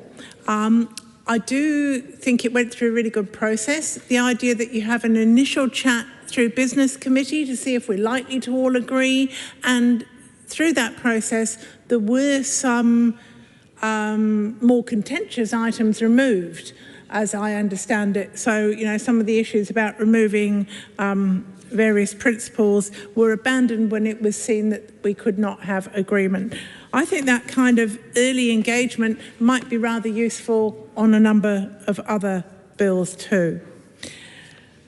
I wanted to talk, and I shan't be using my full 10 minutes, but I do want to cover a couple of things.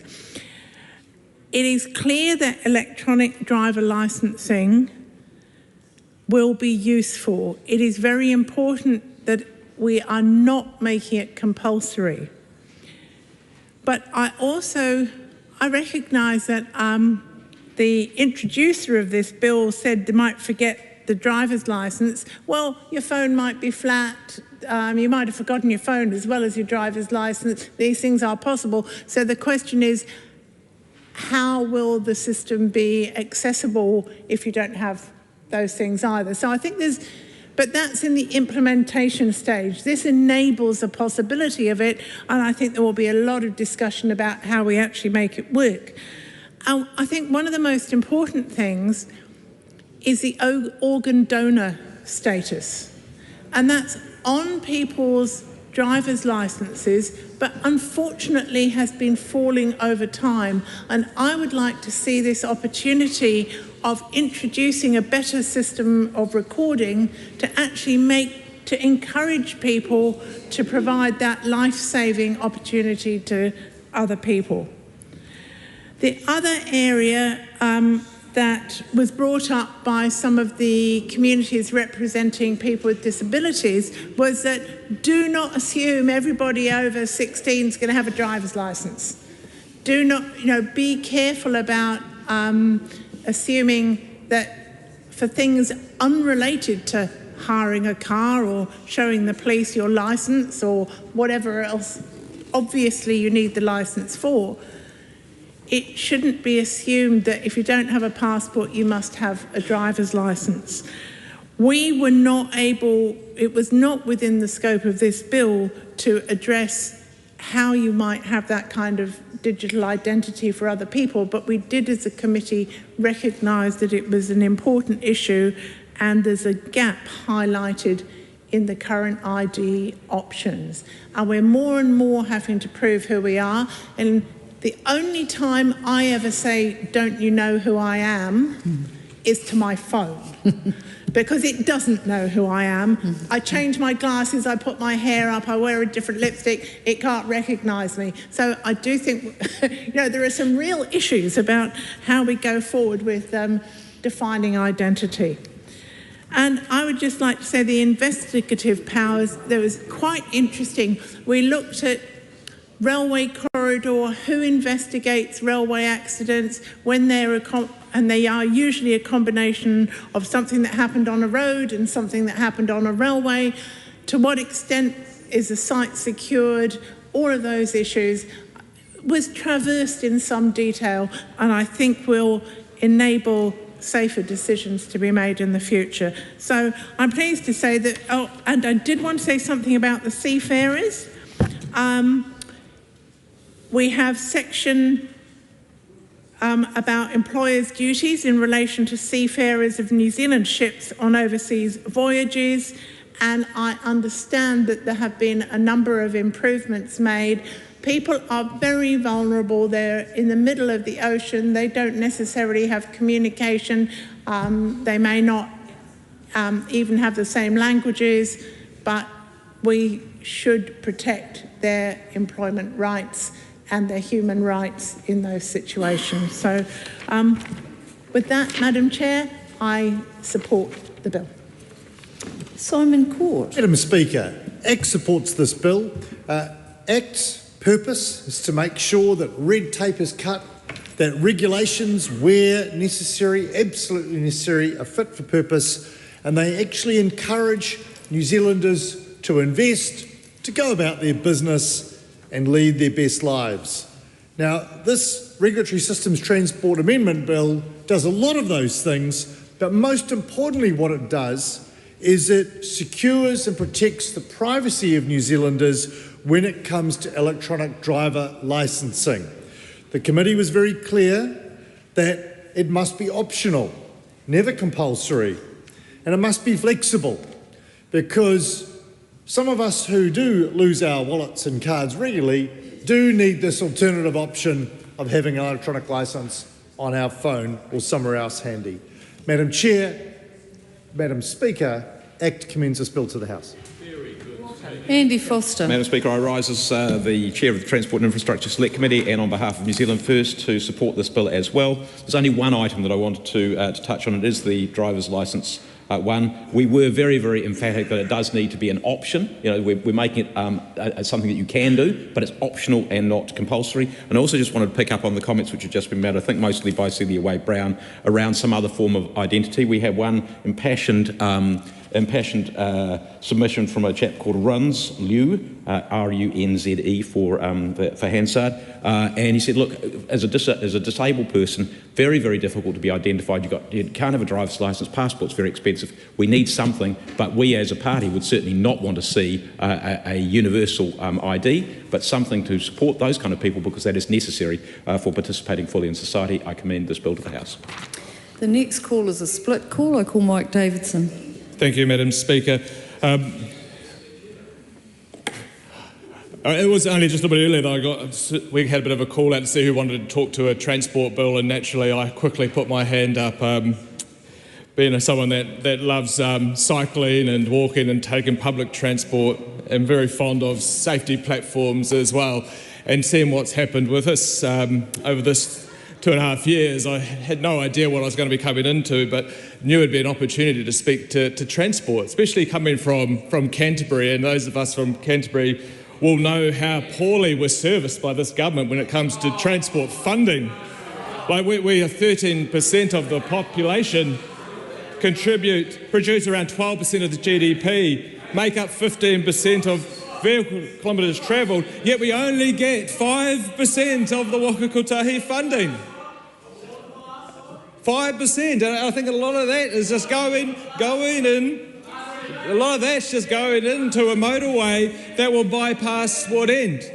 $1 billion to save 3 minutes. And what will it do? They're going to put a toll on it most likely, and it's going to actually increase traffic going through our local pa.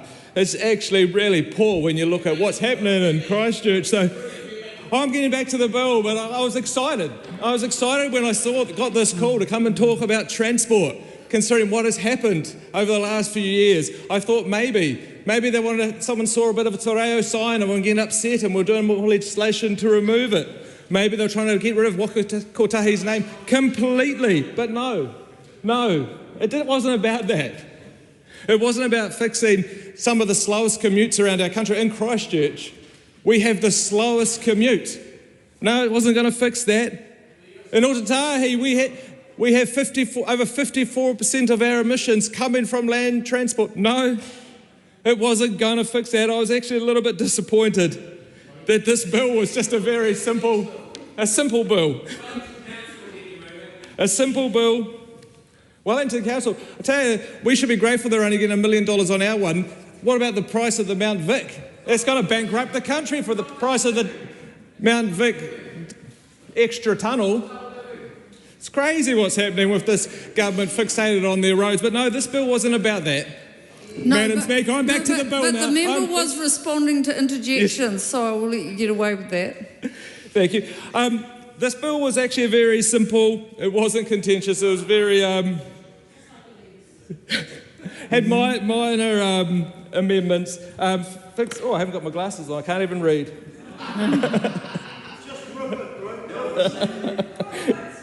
Focused on amending 12 acts, and I've still got 2 minutes, so I better go through them so we all know what the acts are they're amending.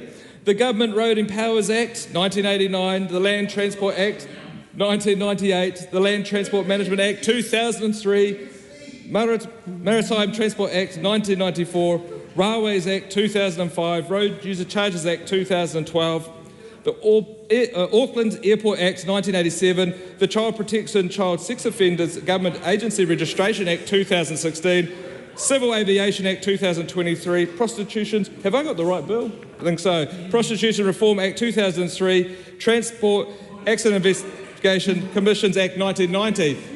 But they were just simple changes that were not contentious. But I was actually fortunate enough to be on the Select Committee when we did hear some of the submissions, and I was present when the young chap that Andy Foster mentioned spoke.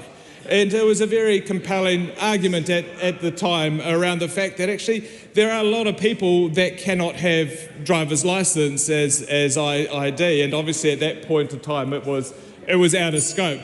And so one of the things that concerns me obviously is that they come along and they talk, it's out of scope and nothing happens. So I was very pleased when I heard the Minister talking earlier that actually they'd picked that up and that issue's going to be addressed. So that's actually really good to see that. I acknowledge that because I think it's really important when people come to talk to select committees and they actually come with a genuine concern that needs fixing, that we don't just let it fall off the radar and things are actually done to address that.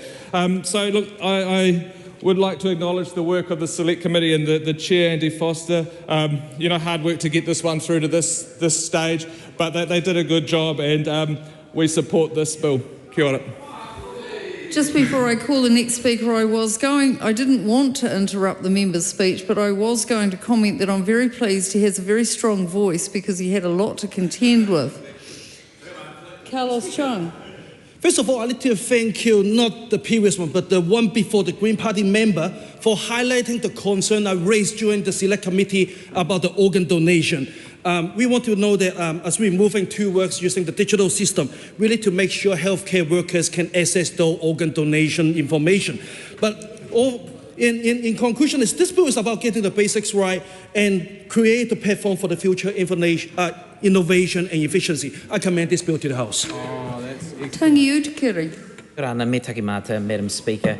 Look, it's a pleasure to rise as Labour's Transport spokesperson to take what will be a full call this afternoon, because it's important that the Parliament has the opportunity to hear what this member has to say today. And, you know, the Regulatory Systems Transport Amendment Bill. Madam Speaker, it seems to be it's the Transport Infrastructure Select Committee's day today, with legislation currently before the Parliament. And some members have touched on some of the issues that have been raised as part of the process that the committee went through. I would want to acknowledge the colleagues that work collegially on that particular committee most of the time. We had a number of submissions, 41, and 7 people came and submitted in terms of orally come to speak to their submissions. I want to also acknowledge actually what is a multitude of officials, in addition to the standard PCO and Office of the Clerk. The fact that this is an omnibus bill indicates the sort of broad nature of officials that we're required to support and assist the committee through their deliberations. So the Ministry of Transport, New Zealand Transport Agency, Wakotahi, Maritime New Zealand, amongst some others as well. This is an omnibus bill, which is appropriate because it actually seeks to change a number of provisions. Many of them actually, Madam Speaker, are rather outdated. And when the committee turns its mind to addressing some of those outdated notions, it kind of also has to think about trying to future-proof some of those options for the future, where possible. And in some circumstances that can be done, and in some circumstances it can't be done. And the Select Committee's report does touch on, on a few of those particular pieces. But fundamentally, this is looking to update and amend legislation in the areas of land transport, maritime and aviation. What was really interesting was Mr Davidson actually went through the 12 acts that this bill seeks to amend. And there were a few little chuckles from across the aisle over there when 2 of those particular acts were actually mentioned. One of them was the Child Protection, Child Sex Offender Government Agency Registration Act of 2016. The other was the Prostitution Reform Act of 2003. And one could rightly, I guess, form the view as, well, what have those 2 pieces of legislation got to do with a regulatory system transport omnibus bill? Well, I will tell you, thank you, Barbara Edmonds. What the child protection piece of legislation is about, this bill will seek to allow for a registered offender to present ID in an electronic form. So if an electronic driver's licence is held by anyone in this country, and this will create the mechanism for that to happen. It's not saying that it will necessarily all come in overnight, but it will create the mechanism. It means that in that particular law, if someone is a registered offender, that they could choose to have the electronic copy, which would be required as opposed to the physical one.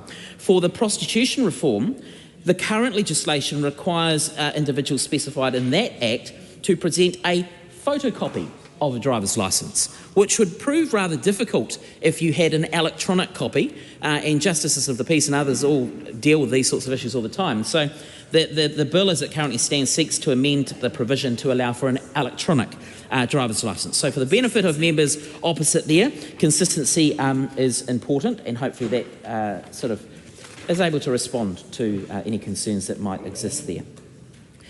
This is a bill that does seek to address the digital opportunity for modern service. So as Mr Foster has said, one of the things that the committee was really keen on ensuring was that this bill still allowed for people who choose to have a physical driver's licence in paper form. So even though this might provide for a modernisation in a digital context, it does not mean that everyone will be forced to have only one form of driver's licence, and that's a digital one. This still provides the opportunity for those that choose to have a paper copy if that is how things actually pan out. And that was one of the concerns that I raised in first reading, were privacy considerations that the committee did hear from submitters about concerns as to if digital was going to be the only way, well, what sort of protections were going to be in place around the protection of their privacy if it was held in a centralised system. Now, some could argue, well, that currently exists as an issue or not, where the data is currently contained in a centralised electronic system. Anyhow, it's just the physical copy of the driver's licence that people have in terms of being on them, and to be able to present those as well. But this also extends that to allow for the electronic provision of certificate of fitness, warrant of fitness. So there will be a time perhaps where we will no longer have windscreens that have a litany of different stickers representing different things. This bill does seek to provide that in that space as well. It also seeks to strengthen the safety and enforcement opportunities that have actually remained in legislation and on the country's books for some time. So if there were some safety concerns around state highways as part of the networks, there was not an automatic right for Waka Kotahi to go and effectively close down periods or patches of state highway networks. And so this does provide them the opportunity to do that, but only in circumstances where safety is an issue. So it's not a broad brush form of authority where they can just go in and shut down a highway. It needs to be purely related or only related to safety considerations. And I don't think we've got much sort of hope of the lack of progress with roads of national party significance, that they're going to have to shut any of them down, because hardly the many built in terms of that space. Unfunded, no revenue, wanting to toll them, all of those sorts of things. What's that? Oh, look, they like to chip over there. I look forward to the contributions that are to come to hear about what it is they've got an issue with what I'm saying. So let's get that on the Hansard so that they can tell us exactly what that is all about. Now, in terms of the penalty provisions, many of these provisions had not been updated for quite some time. In the maritime space, what's being sought there is to try and lift the game in terms of compliance, so that those who do need a bit of a deterrent, that actually it means something. And so many of the provisions have been updated in that space, which does make a lot of sense as well. I want to touch on the maritime sector, because the committee had a lot of conversations in this space, and what I think is really encouraging is that this bill in the maritime space will ensure that the reforms that Maritime New Zealand are undertaking as a result, and in sort of tandem with this bill and this legislation, will bring us into alignment with the Maritime Labour Convention. And that is really, really important. Where we sign up as a country to conventions around the world, there are obligations on signatories, and so for quite some time New Zealand perhaps may have been seen or perceived as lagging behind. What this bill does is it brings us up to speed and ensures that as an international player we are pulling our weight, and so that's an important consideration. But also what's really important is the protection of the rights that seafarers have. And this bill goes in quite some detail, and so does the committee's report. It references this to ensure that seafarers have a standard of protection that is really, really important. We are a country that is located in the depths of the South Pacific. We rely on seafarers on more occasions than other countries around the world. So ensuring that there are minimum protections and opportunities for the Director of Maritime New Zealand to go in and check that these particular standards are being enforced is the right thing to do, and will ensure that we, as an international player, are continuing to pull our own weight. Madam Speaker, the changes in that regard actually in rail align the investigation powers with those that currently exist, I guess comparatively so, with the Civil Aviation Authority. So there is some consistency that has been introduced there as well. Many of these changes, as my colleague Dr McClellan has said, are practical, but they really don't address aspects that the government should be turning its mind to around affordability. They have a suite of roads that they want to roll out. They have no money for them. They're seeking to reprioritise or resequence or thereabouts but they remain blind to the fact that they promised all of these things when they knew they could not deliver.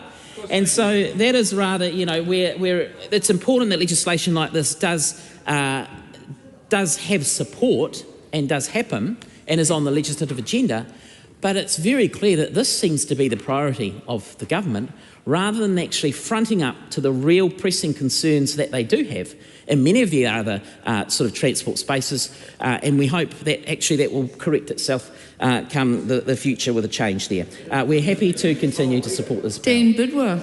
Madam Speaker, there are bills in this House that are game-changing, consequential pieces of legislation that give members of Parliament a sense of purpose about why we are here. That's right. And then there are regulatory systems bills. No offence to the Minister, he's done a great job. I commend this select committee process and I commend this bill to the House. This is a split call. Dan Rosewall. Madam Speaker, it's a pleasure again to rise and take a call on the Regulatory Systems Transport Amendment Bill, the second reading, I might add. We support this bill. It's sensible, it's a practical piece of legislation, and it makes a range of technical improvements to how our transport system is regulated. It modernises those outdated provisions, it closes gaps and improves efficiency across road, rail and the maritime sectors. But supporting this bill does not mean that we think it's enough, because while this legislation tidies things up around the edges, it does not confront the real pressures that are facing New Zealanders when it comes to transport.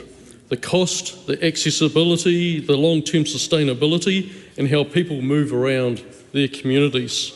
And that's where the government is falling short. This is a government led by Christopher Luxon that promised New Zealanders relief from the cost of living.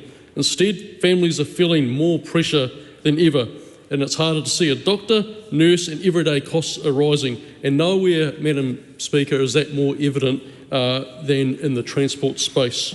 This bill introduces useful changes, digital driver's licences, electronic warrants of fitness, and more efficient ways of issuing infringement notices. And these are all steps in the right direction. They reduce paperwork, they modernise the system, and they make life a little bit easier for everyday people. And it also strengthens safety and enforcement, giving NZTA the ability to close unsafe highways, expanding investigation powers for rail accidents, and improving oversight in the maritime sector. And these are all important changes that will help keep New Zealanders safe. And then those updated penalties, they're also long overdue as well. Ensuring consistency across transport modes and aligning with international standards is, it's good governance. But none of that addresses the fundamental question facing many New Zealanders. How can I afford to get to work, to school, to the doctor and to see my family? And that brings me to an issue very close to my home in the community of Waimakariri, the Wood End bypass. Because people in my area have waited for years for this Wood End bypass. It's a critical piece of infrastructure that will improve safety, it will reduce congestion and support economic growth in North Canterbury. And anyone who has sat through traffic in Wood End just knows how badly that is needed. But now what are we seeing from the government? They want to toll it. That did not come up at the last election. And when National was in opposition, there was no clear indication, that communities like mine would be asked to pay extra out of their back pocket just to use that essential infrastructure. Now, after the election, Waimakariri residents, are being told that they need to reach into their own pockets. Every time they use a road, every time they need to take their kids to footy practice, every time they need to go to the supermarket, and that's just not on. We are very frustrated, my community is very frustrated. People come to talk to me about their frustration, and they're very much looking forward to November the 7th. They feel blindsided. They feel like the goalposts have been shifted, and these costs do add up. But back to the bill. I was just going to suggest the local PR is over. Transport should be about connecting people, not creating new barriers. And we believe in investment that strengthens communities and supports economic growth. And that means just thinking beyond regulatory fixes. It means tackling affordability head on. And, you know, with this bill improving public transport options, you know, it's going to be easier, you know, through this modernisation. It means investing in infrastructure that in a way that's fair, transparent, and does not leave communities feeling like they've been misled. So this bill, you know, while useful, it doesn't address all the issues around kind of what we want to address. But it does, however, contain provisions that are worth supporting, and we absolutely intend to do that.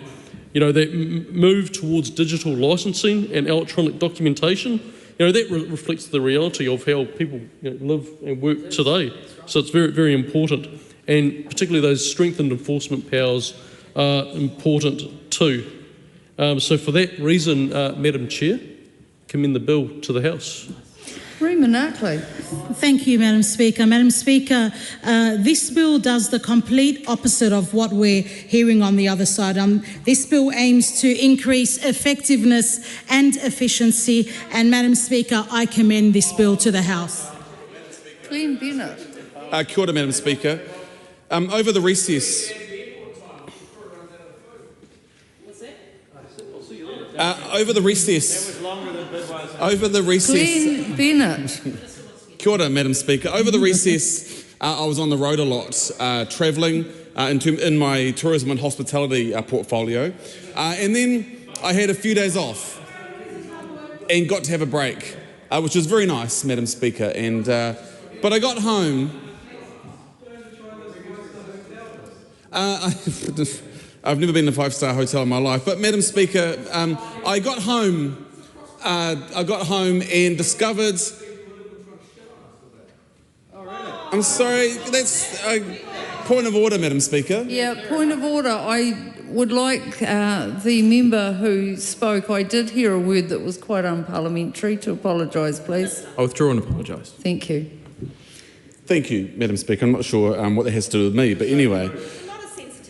Madam Speaker, I've been on the road.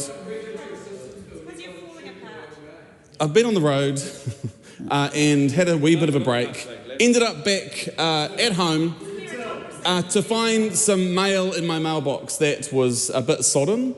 There were a few leaflets and pamphlets that had kind of mashed in together. And in that, I have to confess, there was a notice of a parking infringement.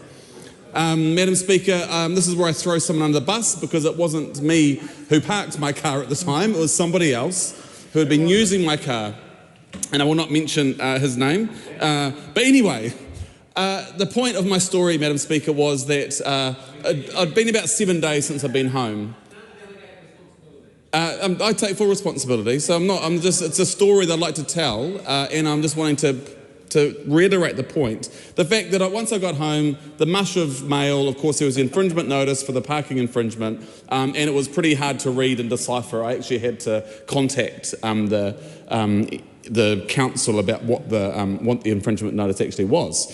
Anyway, point of my story is that this piece of legislation that now just seems a bit irrelevant, that story, but the reality of it was that being able to have an electronic version, being able to do that actually makes a lot of sense, because let's be honest, mail comes less than it used to. For many of us, we are mobile and on the move, and the fact that often we actually even, I don't know about you, but I often forget to check my mailbox and see if there's anything actually in it.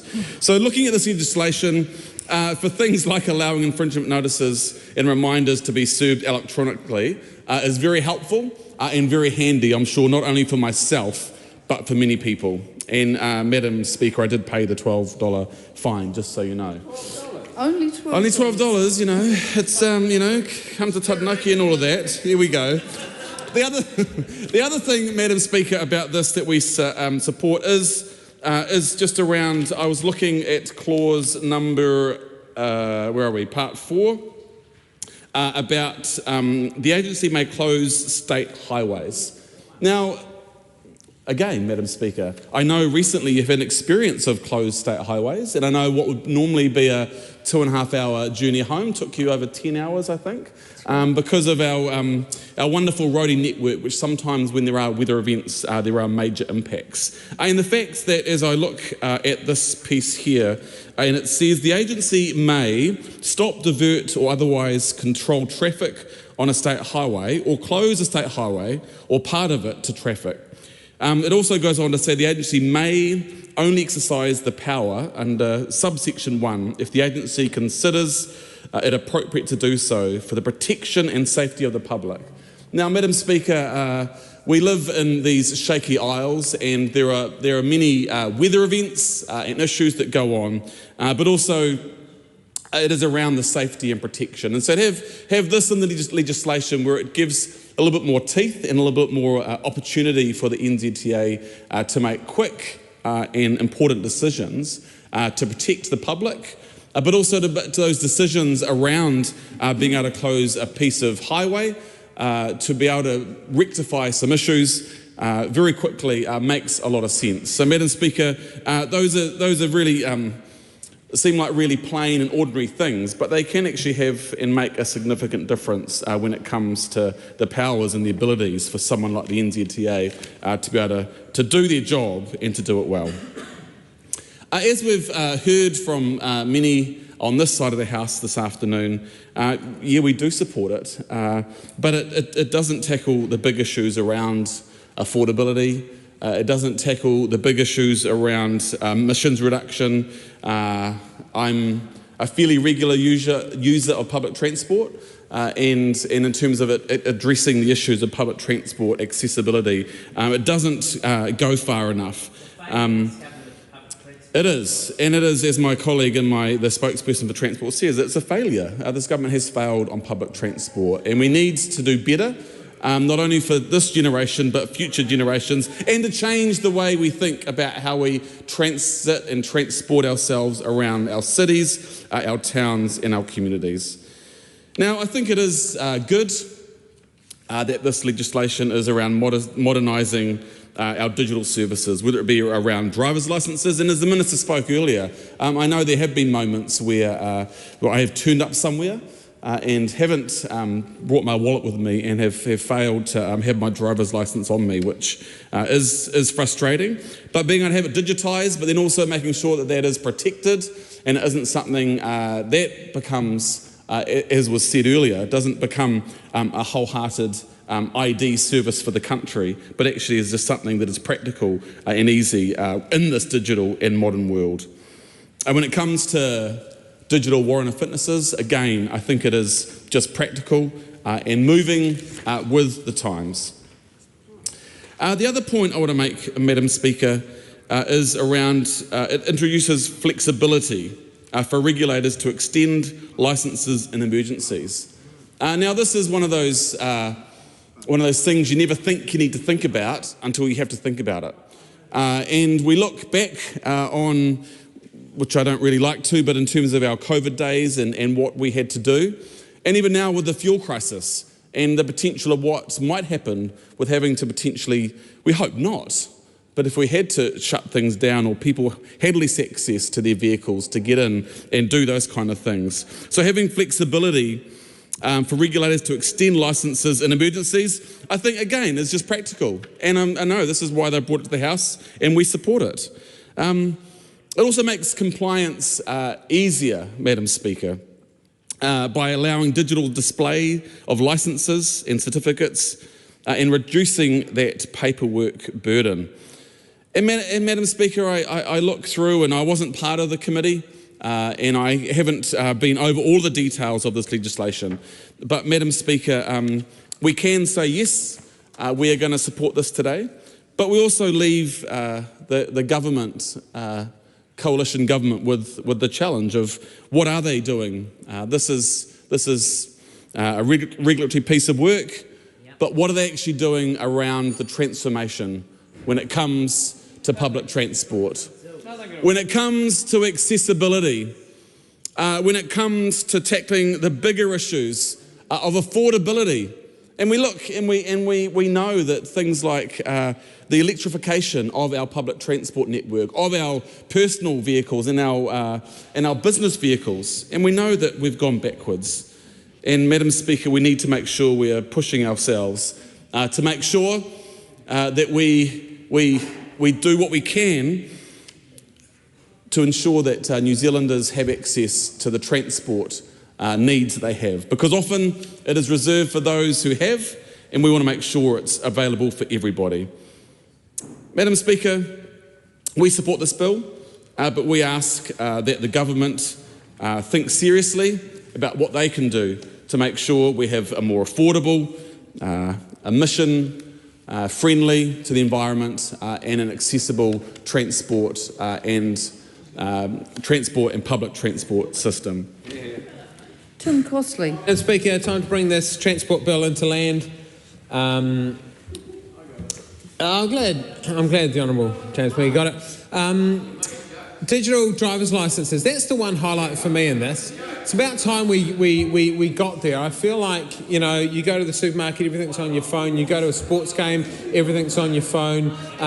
Checking in for a flight, everything's on your phone. Whatever we're doing, why couldn't we have our driver's licence on our phone? It's a great step forward, progressive step from a progressive government. Commend the bill. Suze Redmayne. I commend this bill to the House.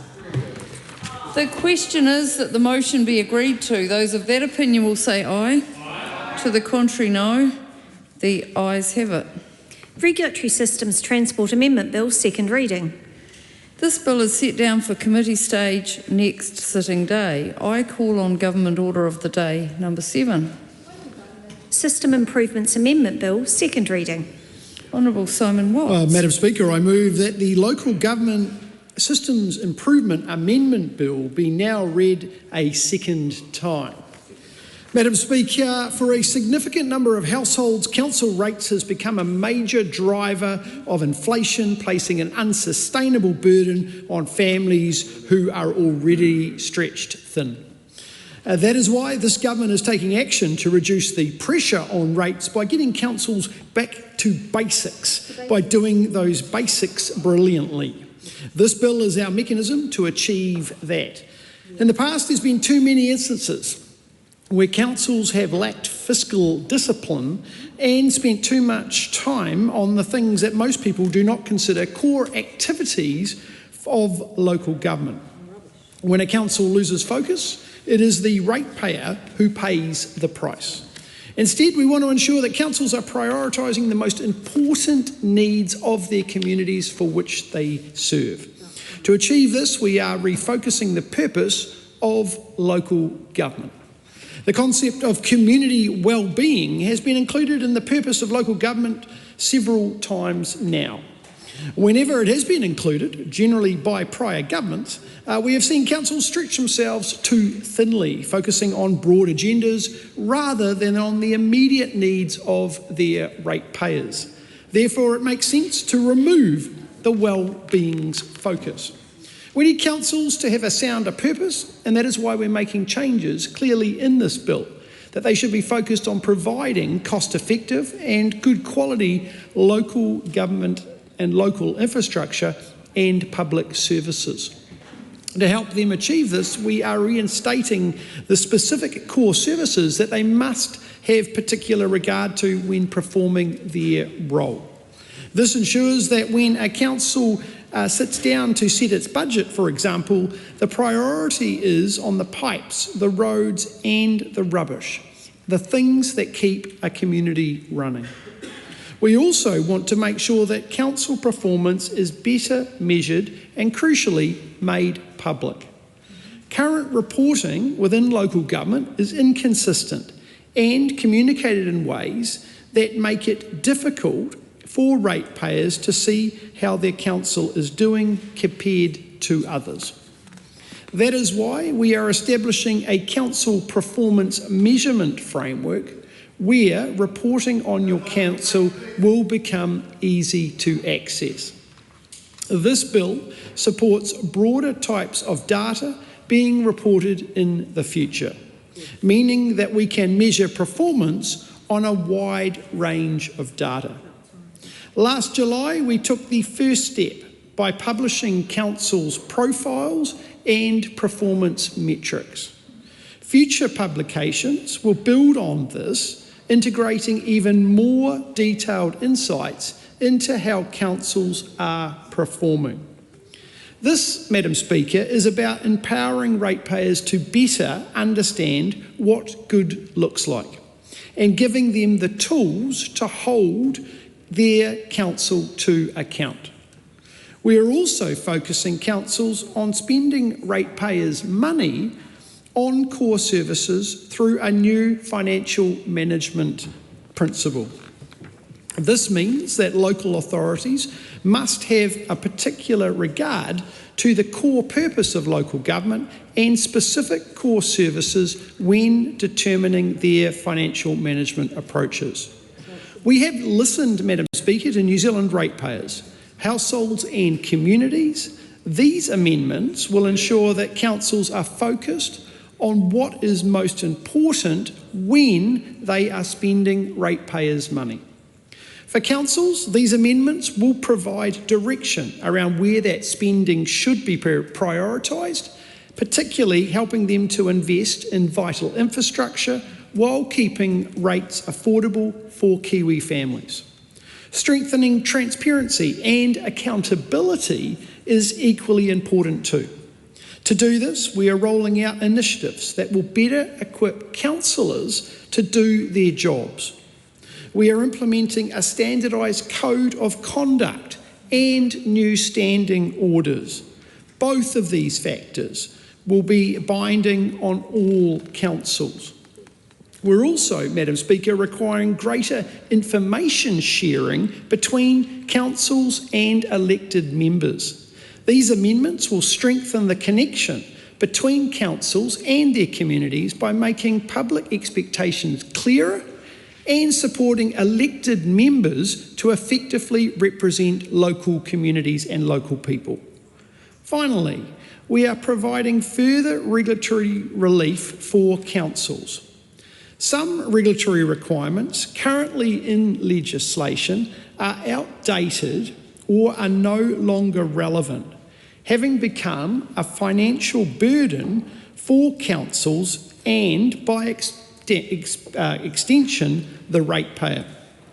We are providing a range of regulatory relief measures, including modernising public notice requirements, removing the requirement for 6 yearly service delivery reviews, extending the maximum length of a chief executive's second term, clarifying the authority of acting chief executives to fulfil some functions, and removing the requirement for councils to consider the relevance of tikanga Māori knowledge when appointing council-controlled organisation directors. These amendments are intended to reduce or clarify specific regulatory requirements, which will speed up delivery, support councils to focus on their core businesses, and ultimately help bring rates down. Madam Speaker, I would like to thank the Governance and Administration Committee for its work on this bill and the 536 submitters who shared their views. Their contributions have been vital in ensuring this bill delivers for Kiwi ratepayers who are sick of seeing their rate bills increase. This government is committed to reducing the pressure on rates and acting in the areas that are identified as drivers of rate increases. This bill will play a crucial part in driving efficiencies in local government that reduce the cost of living struggles experienced by New Zealanders. Madam Speaker, I commend this bill to the House. This debate is interrupted and is set down for resumption next sitting day. The House stands adjourned until 2 p.m. on Tuesday, 28 April 2026.